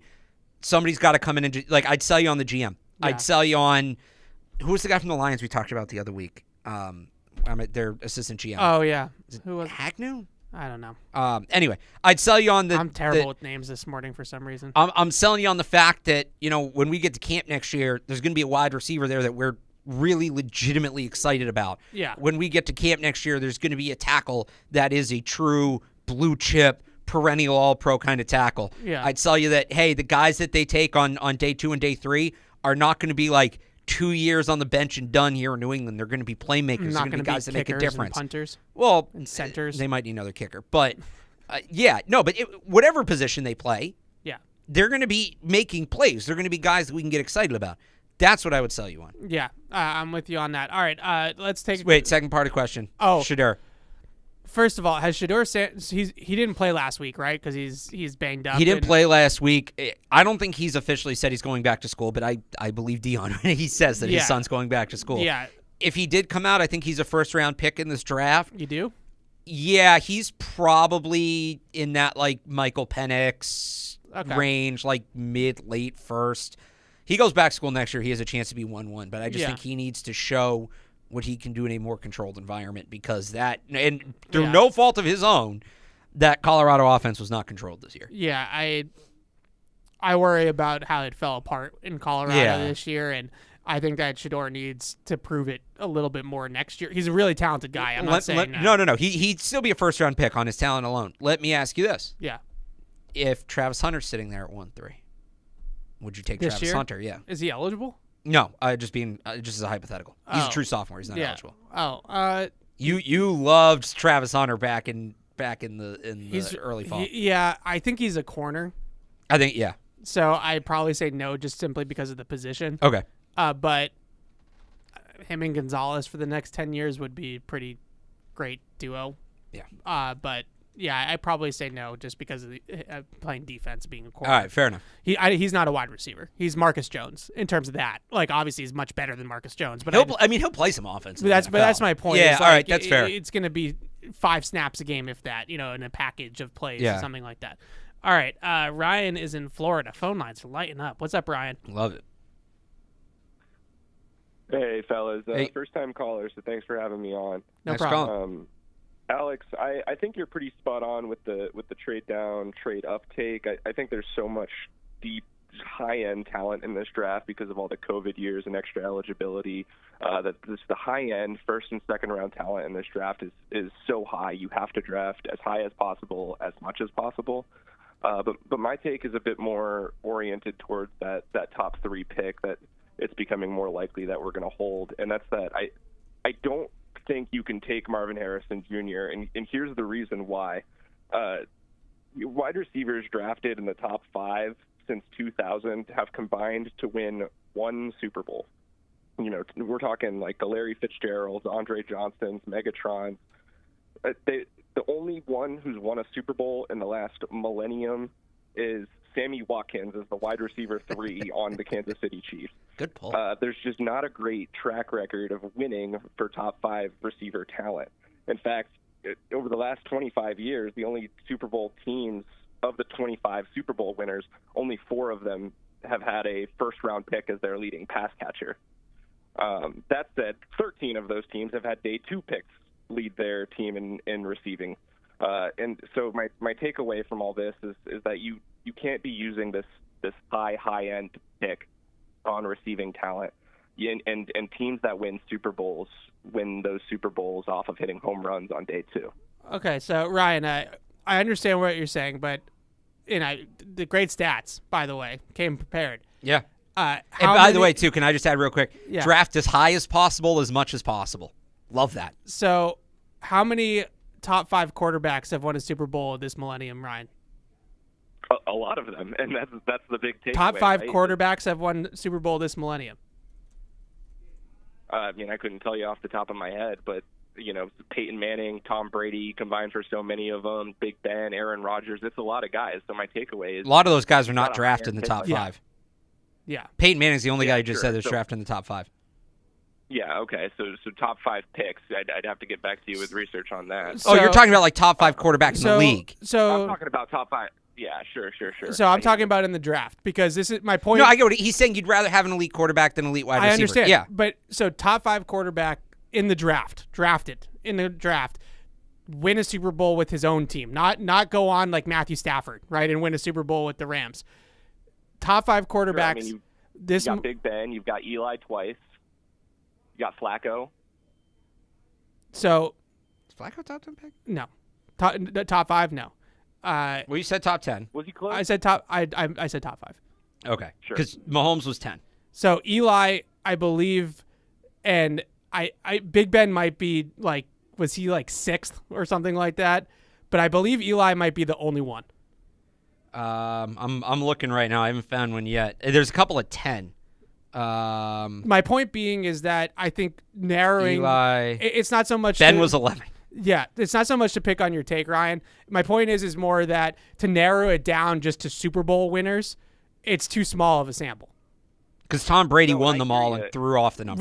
Right. It's too small of a sample. So I hear you, but when you talk about all first-rounder picks at wide receiver, only four guys. I mean, those guys are Keyshawn Johnson, Marvin Harrison Sr., Plaxico Burress, and Demaryius Thomas were the only first-round picks to lead their team in receiving and win a Super Bowl. Your key point is right, that if it's between drafting a quarterback or drafting Marvin Harrison, the right pick is a quarterback. yeah, I don't 100%. And I think that's your core point. I don't disagree with you, and thanks for the call, Ryan. I don't disagree with you.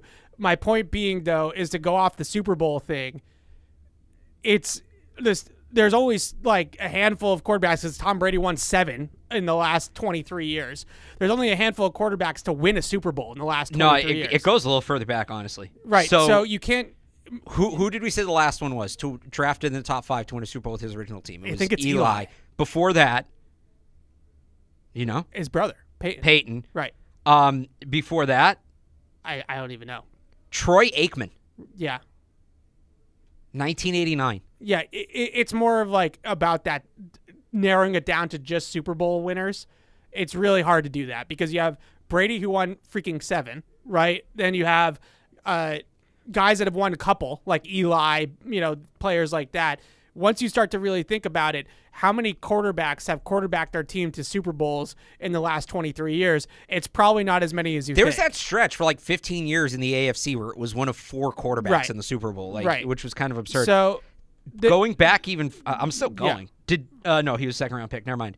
So, all right, now I'm on Elway. We're like 5 quarterbacks back, and it's Elway. Yeah, exactly. So top 5 quarterback, this millennium, I heard this stat on the radio on one of your shows, actually. So Okay. I didn't do my own research, so don't hold me to this. But top 5 quarterbacks this millennium to win a Super Bowl with the team that drafted them, I think Eli Manning is the only one. Well, no, we just went back. The last 3 are Eli, Peyton, Troy Aikman, John Elway. Those are the last 4. Yeah. So you're talking about... And I think all 4 were first overall picks. So we're talking about like since the 1980s, there's been like 4 of them. Well, now, Evan, now nobody's going to want them to take a quarterback 2 through 5 because those guys don't win Super Bowls. But my point isn't about that it's a waste of a pick because they don't win a Super Bowl. My point is that you could look at that at any position. Like you could say, at quarterback, only one guy has won Super Bowl in 20 years that was drafted by his original team in the top 5. At wide receiver, there's only one. Right. At tackle, there's only this. Like it just is not. It's not a good barometer of it. That's all. Yeah, no, you're right. Look, at the end of the day, I don't think this is something that you can use those sort of stats to define. It's, would you rather have an elite quarterback or an elite receiver? And there's no guarantee the guy you draft is going to be elite. And that includes Marvin Harrison Jr., as foolproof as he may seem. But if you're talking about an elite quarterback, you're talking about an elite receiver, who would you rather start building a team around? It's a quarterback. It's always going to be a quarterback. That's just what the position is. Yeah. All right. Colleen. Which ironically was, I think, what the caller's point was, and we were fighting him the whole time. No, I wasn't trying to fight him. I know. I was just. You're making a separate point. Yeah. All right. Colleen is in Houston. What's up, Colleen? Hey guys. So I have a question about wide receivers in the draft. So this past year, I remember Evan was super high on Jordan Addison and Alex was super high on Tank Dell, but they didn't quite run the best 40s.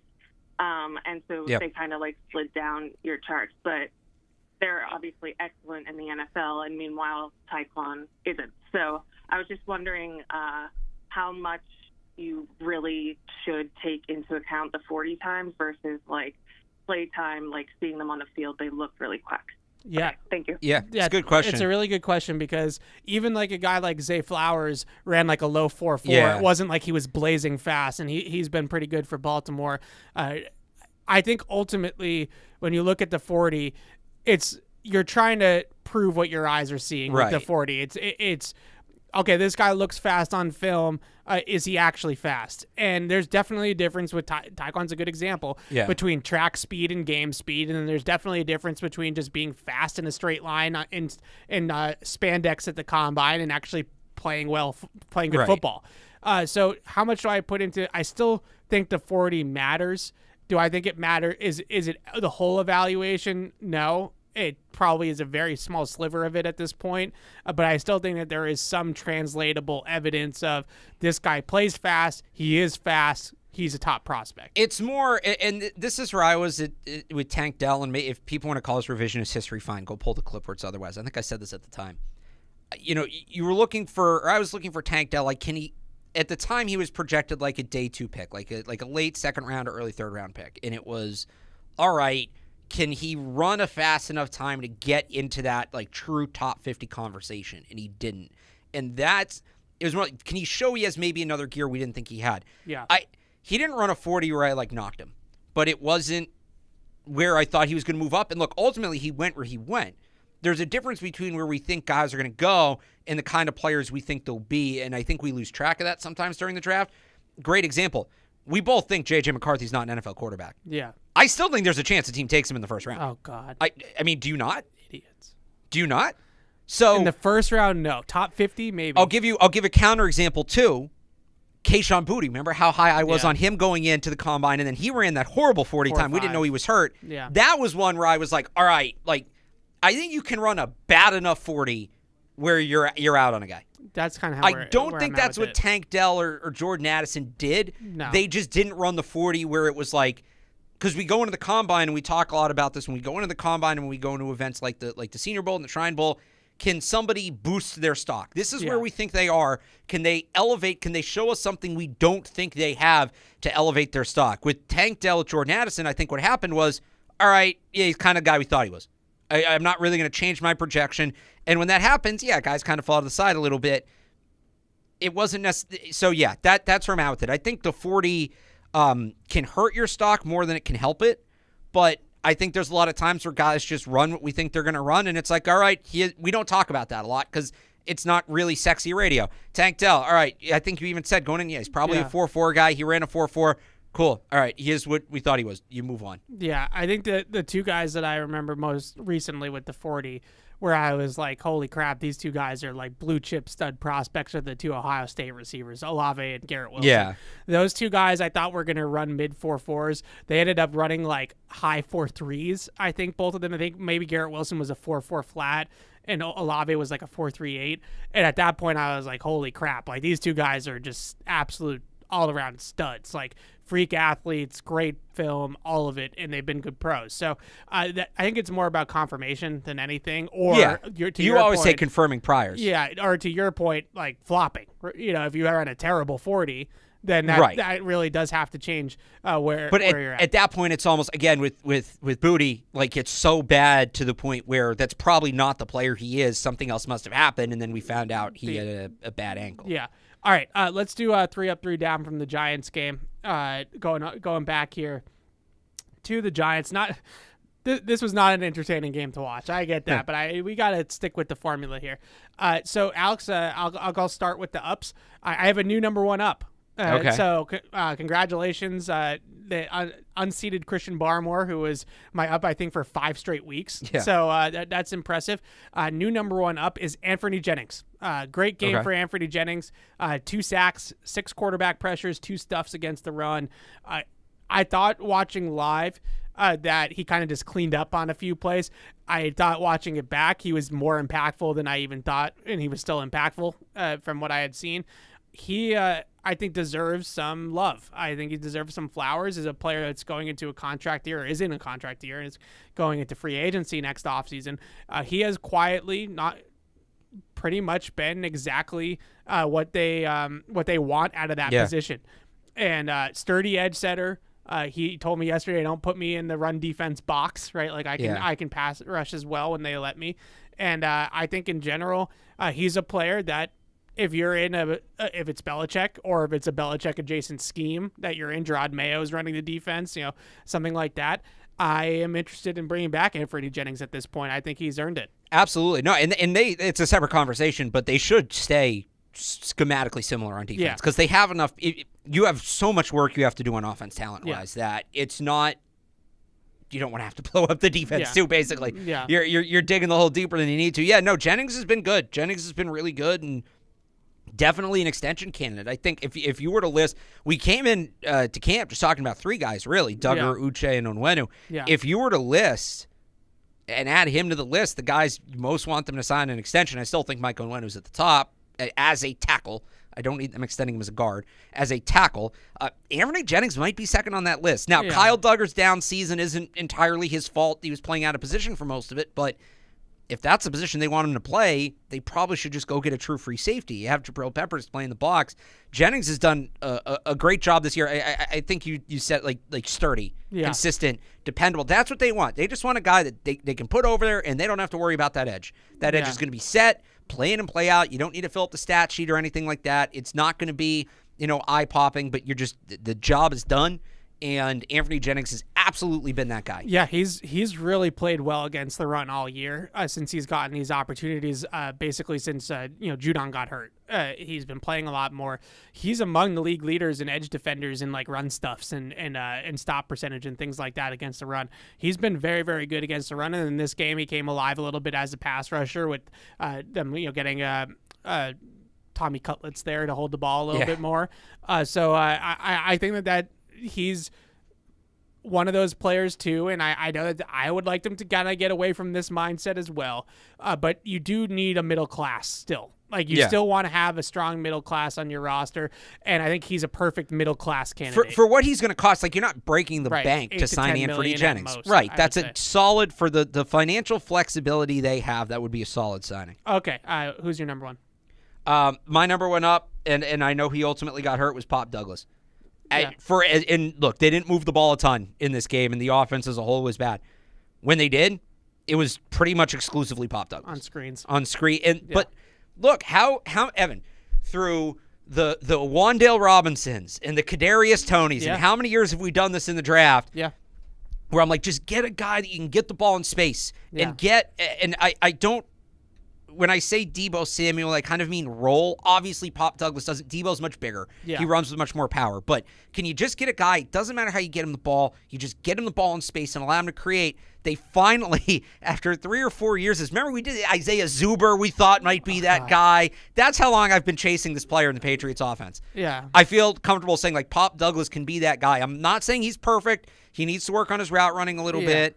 But when... there's going to be a ton of changes to the offense, right? Yeah. Whatever the offense comes out looking like on the other side, Pop Douglas needs to have a role in that. He needs to. This is a modern NFL player who can create with the ball in his hands. He is a player the defense has to account for.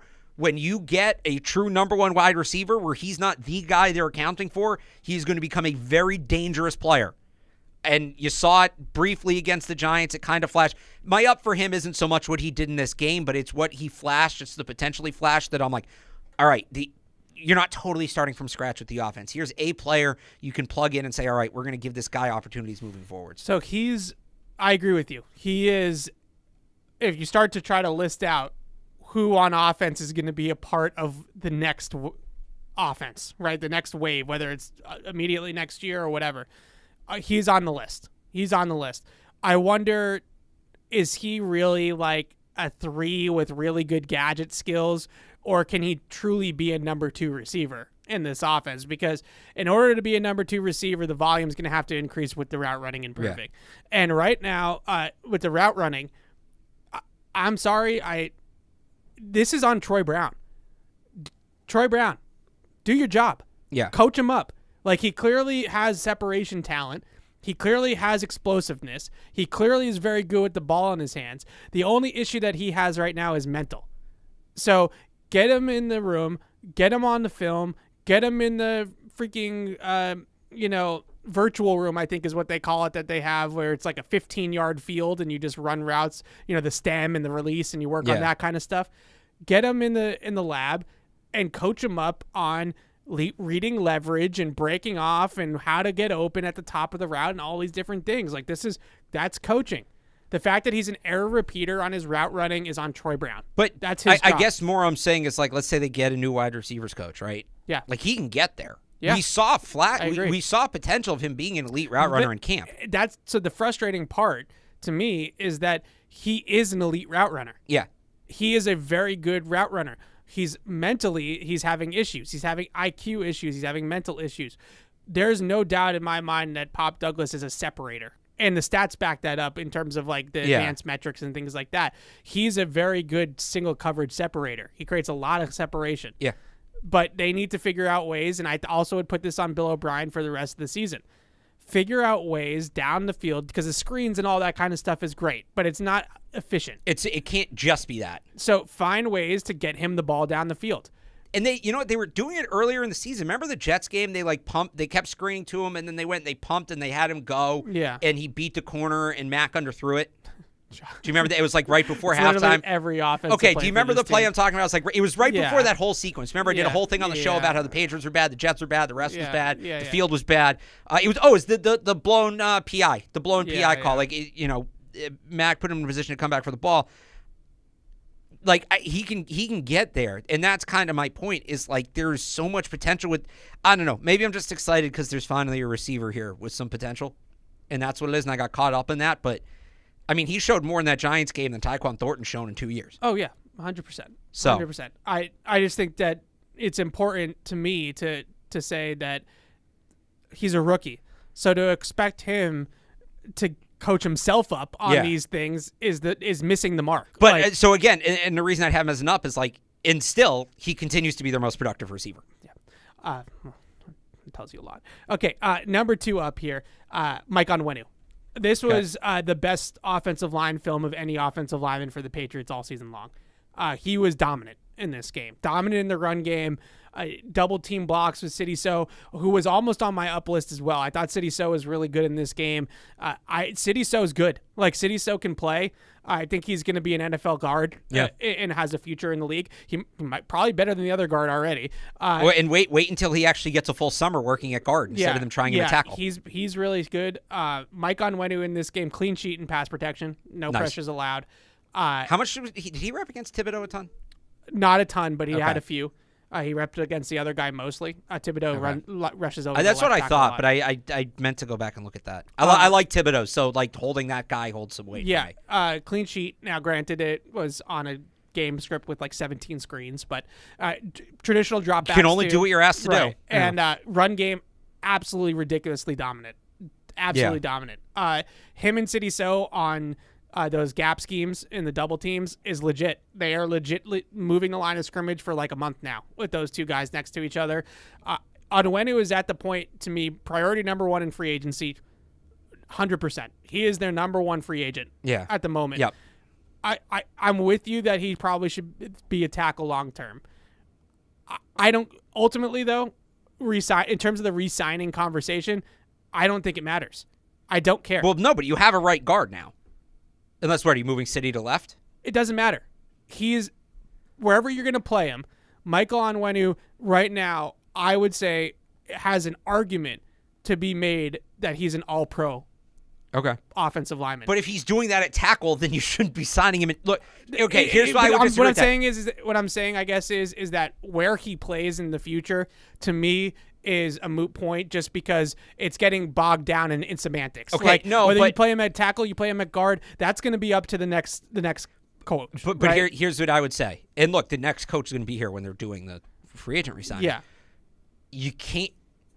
He seems like a smart guy. I assume he's a smart guy. I have no reason to believe he's not a smart guy.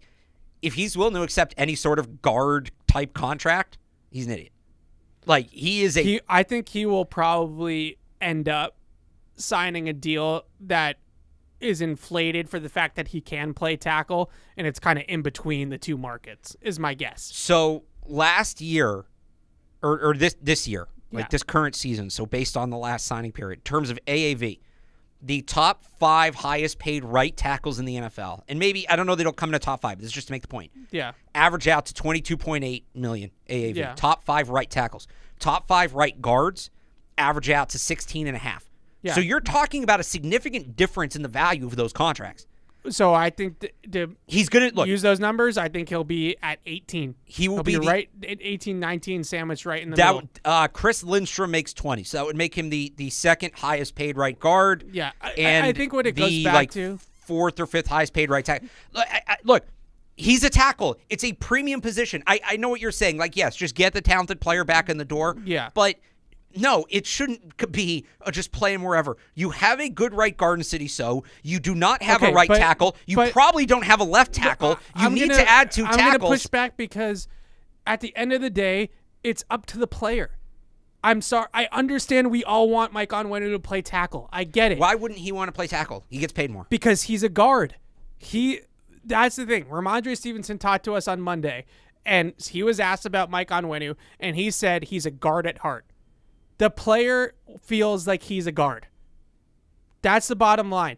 And at the end of the day, they have to do right by the player. If Mike Onwenu thinks that he's a guard and he wants to play guard long term, then he deserves the right to have a say in this. And I think so many people just say, oh, well, he should be a tackle because that's what's best for the team and that's what all the fans want. And I'm with you guys. It is what's best for the team. That's why he's out there. Yeah. Right? But the bottom line is if you're signing him back for a 4 or 5 year mega contract in the offseason, the player is going to have a say on where he plays. And if Mike Onwenu goes to this regime, the next regime, and says, I'm playing at guard, that's the only spot I'm playing at, then yes, they can take a little bit off the contract and say, okay, well, we're going to pay you like a guard then.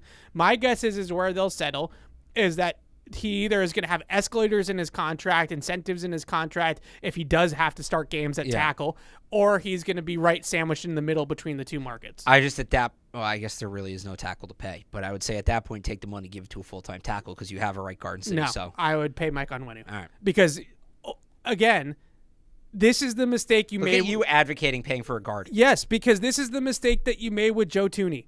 You made this exact mistake. You could have had Joe Thuney and Mike Onwenu as your 2 guards with David Andrews at center for this whole regime. And when I say regime, I mean like the Mac Jones era. Yeah. How much better off would you have been as a team?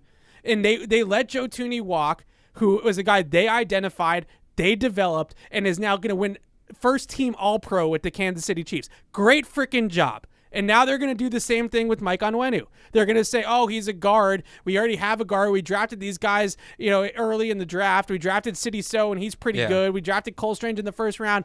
Baloney. He's a good player. Keep him. You did it with Joe Thuney, and you created a hole for yourself, and now here you are. I would say this. If you need to give him a little more money to get him to play tackle, do it. I would I get what you're saying. Like, he may want to play guard. Convince him to play tackle. Financially, however you have to do it, convince him to play tackle because it's all so much easier. So much easier if you bring him back as a tackle. All right. Who's your number 2 up? My number 2, I don't really just put him in the order. I just kind of look at the No, you order. got to put him in order. Come on. I got to put him in order. Well, all right. Shocker, I'm going with Jabril Peppers again. Yeah, that's fair. I figured you would, so I didn't put him on my list. I kind of did the same. I figured you'd do Onwenu. Yeah. He's just good, man. Yeah, he's just good. He's the best run defense safety in the NFL. He's the best run defense safety in the NFL. He's blowing up Saquon in pass pro. He's making plays in coverage down the field. This is the guy that we saw coming out of Michigan when we thought he was going to be a top 10 pick. Yeah, he's legitimately a top 10 safety in the NFL right now. Yeah, he's really good. Probably their best Pro Bowl case. And look, I'm not super familiar with all the safety play around the league. He should at least be a fringe All-Pro candidate. Not necessarily first team. But so at his position, that strong safety position, Kyle Hamilton's been excellent. Having an unreal year for the Ravens, and he's going to win it just simply because the Ravens are a better team and all that kind of stuff. I always forget. Do they do third team All Pro or is that All American? No, it's only second team. All right, so maybe he falls out, but he should get votes. He should get some votes. He should get a couple votes. Yep. Yeah, he's just that's a guy you keep around, and again, he's kind of made Kyle Duggar a little expendable. He's a good player. I think they really found something. You talk about like classic Bill Belichick, what he did well. He found a guy with tremendous ability who wasn't being used right, brought him in, put him in a spot to succeed, and boom, look at what's happening. This is like Bill Belichick 101 masterclass, what he's done with Jabril Peppers. Whether Bill's here or not, I think he keeps going. He's also a guy that's bought in the locker room, looks like a leader, all of that. Just, again, every game, no matter what's going on, whether the offense playing bad, the defense is playing bad, this is happening, that's happening, whatever. Jabril Peppers always makes 3 or 4 plays. He just always does, no matter what else is going on. That, on a 2-9 team, speaks volumes to me. So the reason why I almost had him, he was like my 4th guy on this list, was all the reasons that you said. He also bailed out J.C. Jackson on a coverage bust because we'll get to I'm Jackson sure we'll get to we'll get to Jackson in a second. Trust me. But J.C. Jackson played man-to-man again when it was zone, and the receiver noticed it and just kind of ran like a little stutter and go and just broke up the field. And Jabril Peppers had the flat in cover 3. Jabril Peppers sees it happen and peels off the flat, gets deep on the deep third, and basically replaces J.C. Jackson in the zone and says, well, you're supposed to be there, but you're not, so I'm just going to go there, and saves a touchdown. Like, those are the little plays that don't end up on the stat sheet that Jabril Peppers is also making. He's a really smart player. We obviously know he's a really physical player. Yeah, he's part of this. Like, he's part of the rebuild, I think, as well. I got to put Christian Barmore on my list somewhere. Like, he's kind of on there. I think we said last week we were just going to retire putting Christian Barmore on this list, and until further notice, he's an up. Another 4 quarterback pressures, another 2 run stuffs, a batted pass that saved another first down. The guy is a freak. Like, he's just all over the field. It's awesome to watch. Like, for a team that's 2-9, it breathes life into me. Okay, so let me ask you this. Barmore You said in free agency this offseason, Mike Onwenu, number 1 as an internal free agent. I don't disagree with you on that. Yeah. But you also have another group of guys coming up for contract extensions. Yeah. Mike Onwenu or Christian Barmore, you can only pay 1. Only pay 1? Why? Yeah. I don't know, because I just want to put you in a pretzel. Because, God. Who are you paying first? Onwenu.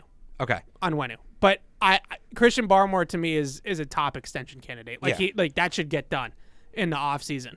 He is phenomenal. Like, we're talking about a guy that's been playing basically top 5 to 10 at his position for like 6 to 7 weeks now. Every single game, he's just unstoppable. Keep the Bama guys together. Keep him and Jennings together. I think that's big. He's fantastic. All right. My third, again, this is kind of just a rookie flash thing, but again, it was like they didn't play well. Keon White got a sack in this game. Got his first sack, came back on the next play, delivered a big hit, tackle on a 3rd down, stopped throwing a short. Yeah. Keon White's a guy. Sometimes I just pick these as like jumping off points to talk about players. Yeah. If you can't tell. Keon White had that really good summer.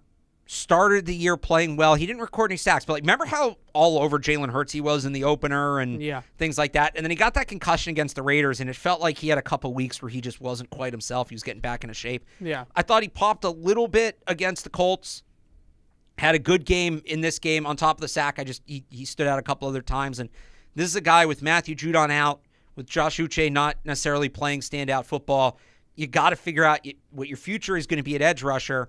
And, because Uche is on expiring contract. Judon will come back, but he's in his 30s. I think they can get out of his contract with no dead money. He's coming off significant injury. Like, edge rusher is a sneaky need for this team.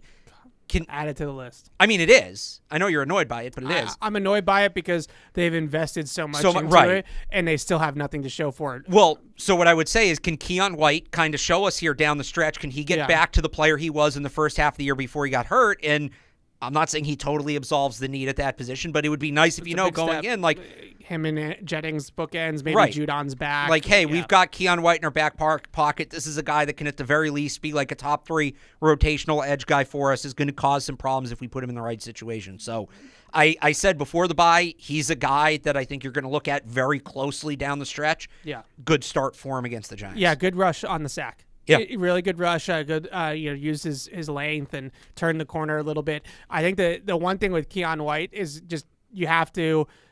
Is he a hand in the dirt guy? Is he a stand-up guy? He could be a tweener and he could be both, but that complicates things, especially if it's not Belichick. Belichick's really good with those types of guys. The Trey Flowers types that can do a little bit of everything. That's going to be something that they're going to have to figure out. All right, let's go over to the downs. I think we don't have to rag on Mac anymore. Mac's on my down list, but we did that at the top of the show. Mac's on the down list for obvious reasons. We do need to talk about J.C. Jackson. Yes. And as much as Mac Jones deserves to get benched, J.C. Jackson's right there with him. This was a really, really rough game for J.C. Jackson. 107 yards in coverage allowed, but it could have been way, way worse. Like, he had a few other plays where he was beat for big plays again. I wonder where he is physically at this point. He had that really, really bad knee injury with the Chargers. What was it, like a patellar tendon or kneecap? I think he dislocated his kneecap. Yeah, right? like that. Or Those are broke his brutal, kneecap. brutal injuries. And on top of the fact that you have to wonder where his focus is at, that's obviously, I think, number one is where is his head. But number two, I think, I don't know if he runs the same way that he did pre-knee injury. And maybe that isn't going to come back, or maybe it comes back next year with a full year removed. But this was a horrible film for him.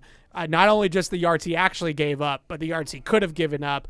And he continuously busts coverages. Like every single week, he's playing man when it's zone. He's not playing his responsibility. He's all over the place right now. I think he needs to be sat down. At least Shaun Wade's been like sneaky okay. Shaun Wade's nowhere near as talented as J.C. Jackson is, just in a vacuum. But at least Shaun Wade is where he's supposed to be. Right. And I think that's Shaun Wade, Miles Bryant, Jonathan Jones is probably your best three right now. I mean, you're not wrong. Yeah, with JC, look, and it's not like he got torched by some elite wide receiver, right? That was Hyatt's career high. Not that he's a rookie, but I mean, it was against. Remember, like in the draft, the whole thing was he had that 4-touchdown game, 250-yard game against Alabama, and that was the whole. That's the guy you got. But Jalen Hyatt runs one route. He runs a go. That's it. And so that shouldn't, for a guy like J.C. Jackson who wants to ball hawk, that should not be a tough guy to cover. And it does feel like he's pressing. It does feel like he's trying to do too much at that position right now. He hasn't been good. Yeah, I think another sneaky need for this offseason corner, because I can't imagine J.C. Jackson's going to be back at $14 million. Boundary corner specifically, you have Christian Gonzalez. I guess Jonathan Jones, but then who? Yeah. So. Yeah, it's been rough. And with J.C., you can live with some of the plays he was giving up in the past because he was making plays on the ball. Now, he had the one pass breakup, so I'll give him that. But in the past, that one pass breakup used to be a pick, right? And now it's not even that. It was just, it's really rough for him, and he's just not tied into the defense. And in this game, if J.C. Jackson was like a starting caliber corner, they probably win. They probably win. They probably win. Yeah. Yep. All right. Next, Tyquan Thornton. Yeah, that's fair.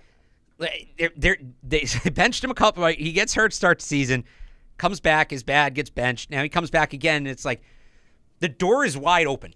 Yeah. The door, 50th overall pick, the door is wide open for him to show something and make some plays and be a part of this plan going forwards. He's got no guaranteed money next year, so he's got to give the team a reason to keep him, especially if it's going to be a new coach, new regime that didn't draft him.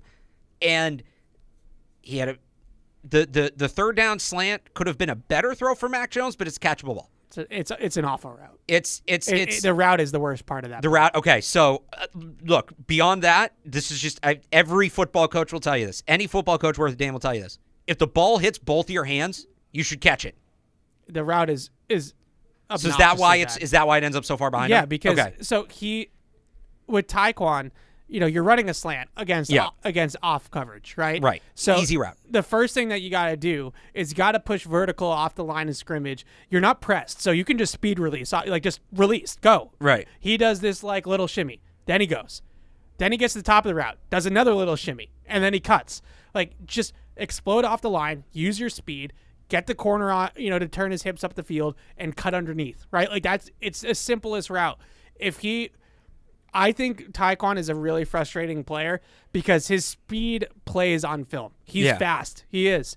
But the route running is so bad that there's nothing to respect, right? So DBs do not respect anything he does on the field. And he can't really catch the ball either. He struggled with his hands, so it's a pretty important thing. Kind of just keep him in front of you, and when the ball comes, get hands on him, and he'll struggle to catch it through contact. That's kind of the book on him. So, again, you're going to have Parker, we'll see what happens with him, but he hasn't been good this year. Juju hasn't been good. Who knows if he's part of the plan. Kendrick Bourne's, as much as I like him, is on an expiring contract, coming off a torn ACL. And then Pop is he is what he is, right? Yeah. There is so much room for Tyquan Thornton to grab this role, and he just can't, literally and figuratively, can't grasp it. Yeah. And Look, he'll probably get more chances down the stretch here just because they need to put wide receivers on the field. But it's like, if there was, I was kind of ready to write him off in camp. But if it's like, come on, show me something. Show me something why you were a top 50 pick. It's fair to say, and I kind of get to this point sometimes with Tyquan too, where it's like, if you drafted him to be the third down chain moving receiver, then like, why is he here?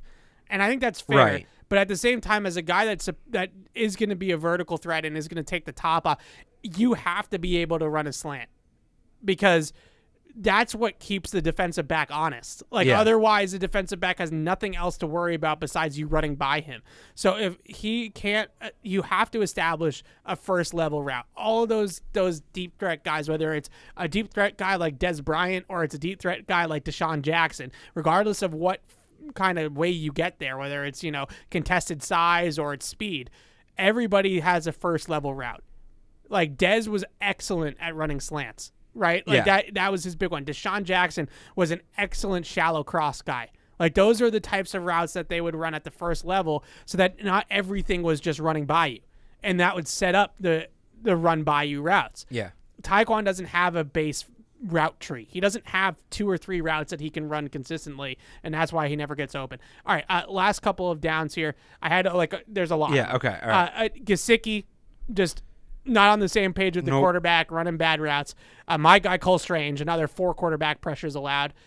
Good pick. But the biggest one out of all, you're going to be surprised by this. No, I think I know what you're going to say. It's so egregious that I have to put Chad Ryland on the downs. I mean, how could you not? Like, and for me to put a kicker on the downs, that it was that bad.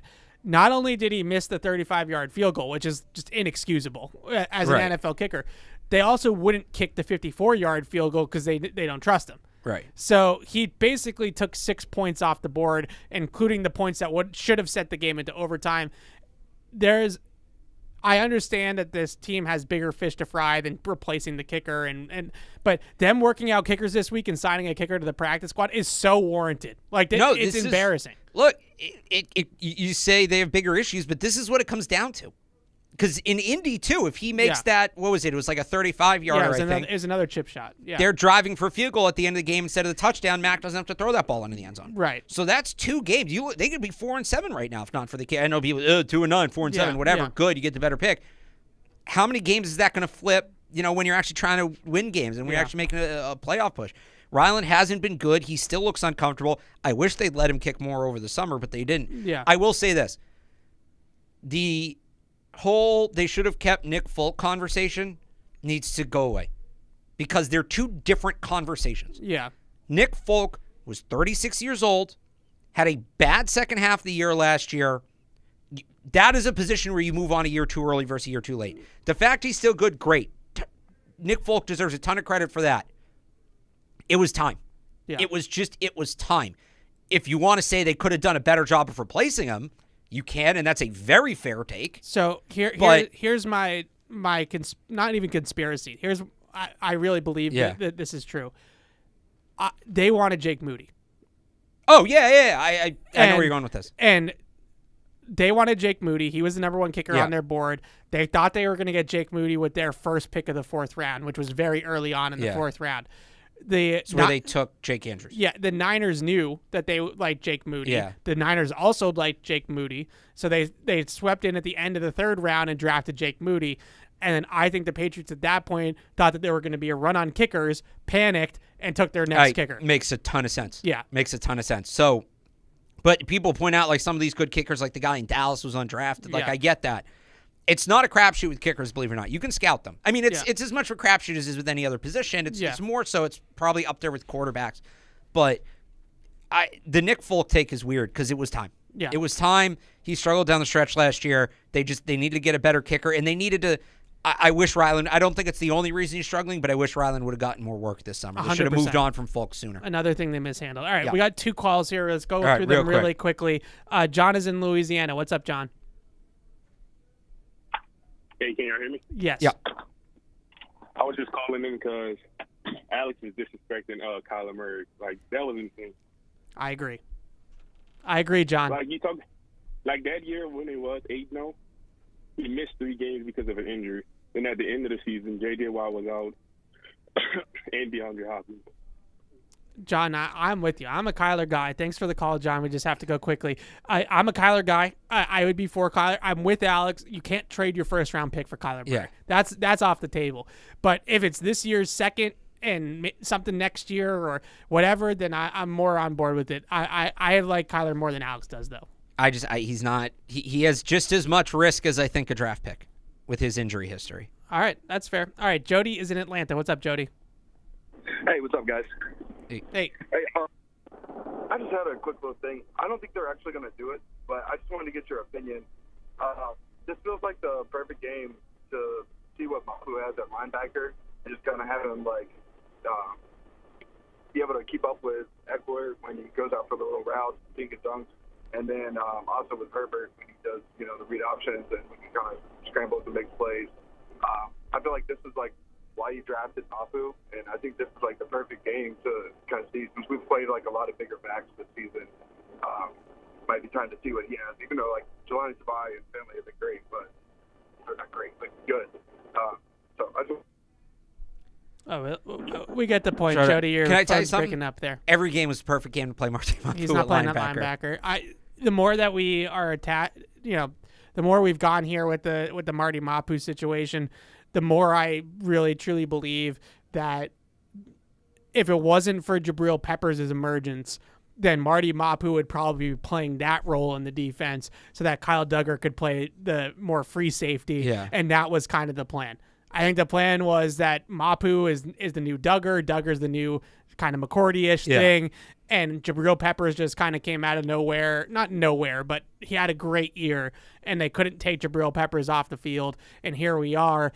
And ultimately, if that was the case, then that was another bad allocation of resources. They didn't need that player. They had him on the roster in Jabril Peppers. And they took another... You use another top 100 pick on a secondary need, right? Well, it's also, if you wanted a safety, there are a lot of good safeties on the board. If you wanted a safety, you could have drafted a safety. Right. They looked at him, like I said, that they thought he was going to be in the Chung Duggar role that Peppers is now in. This is what I told you after the draft. You're like, this is great. He's going to be a linebacker and spy Josh Allen and blah, blah, blah. Nope.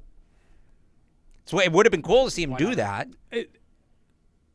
It's just another example of, first of all, just drafting something that you don't need, which I think is a big thing that happened. Well, with this they team. did, in theory, need that athletic off-ball linebacker. They just didn't play him there. But I'm saying they drafted another box safety. Yeah. Oh, yeah. When they had 17 of them already. Yeah.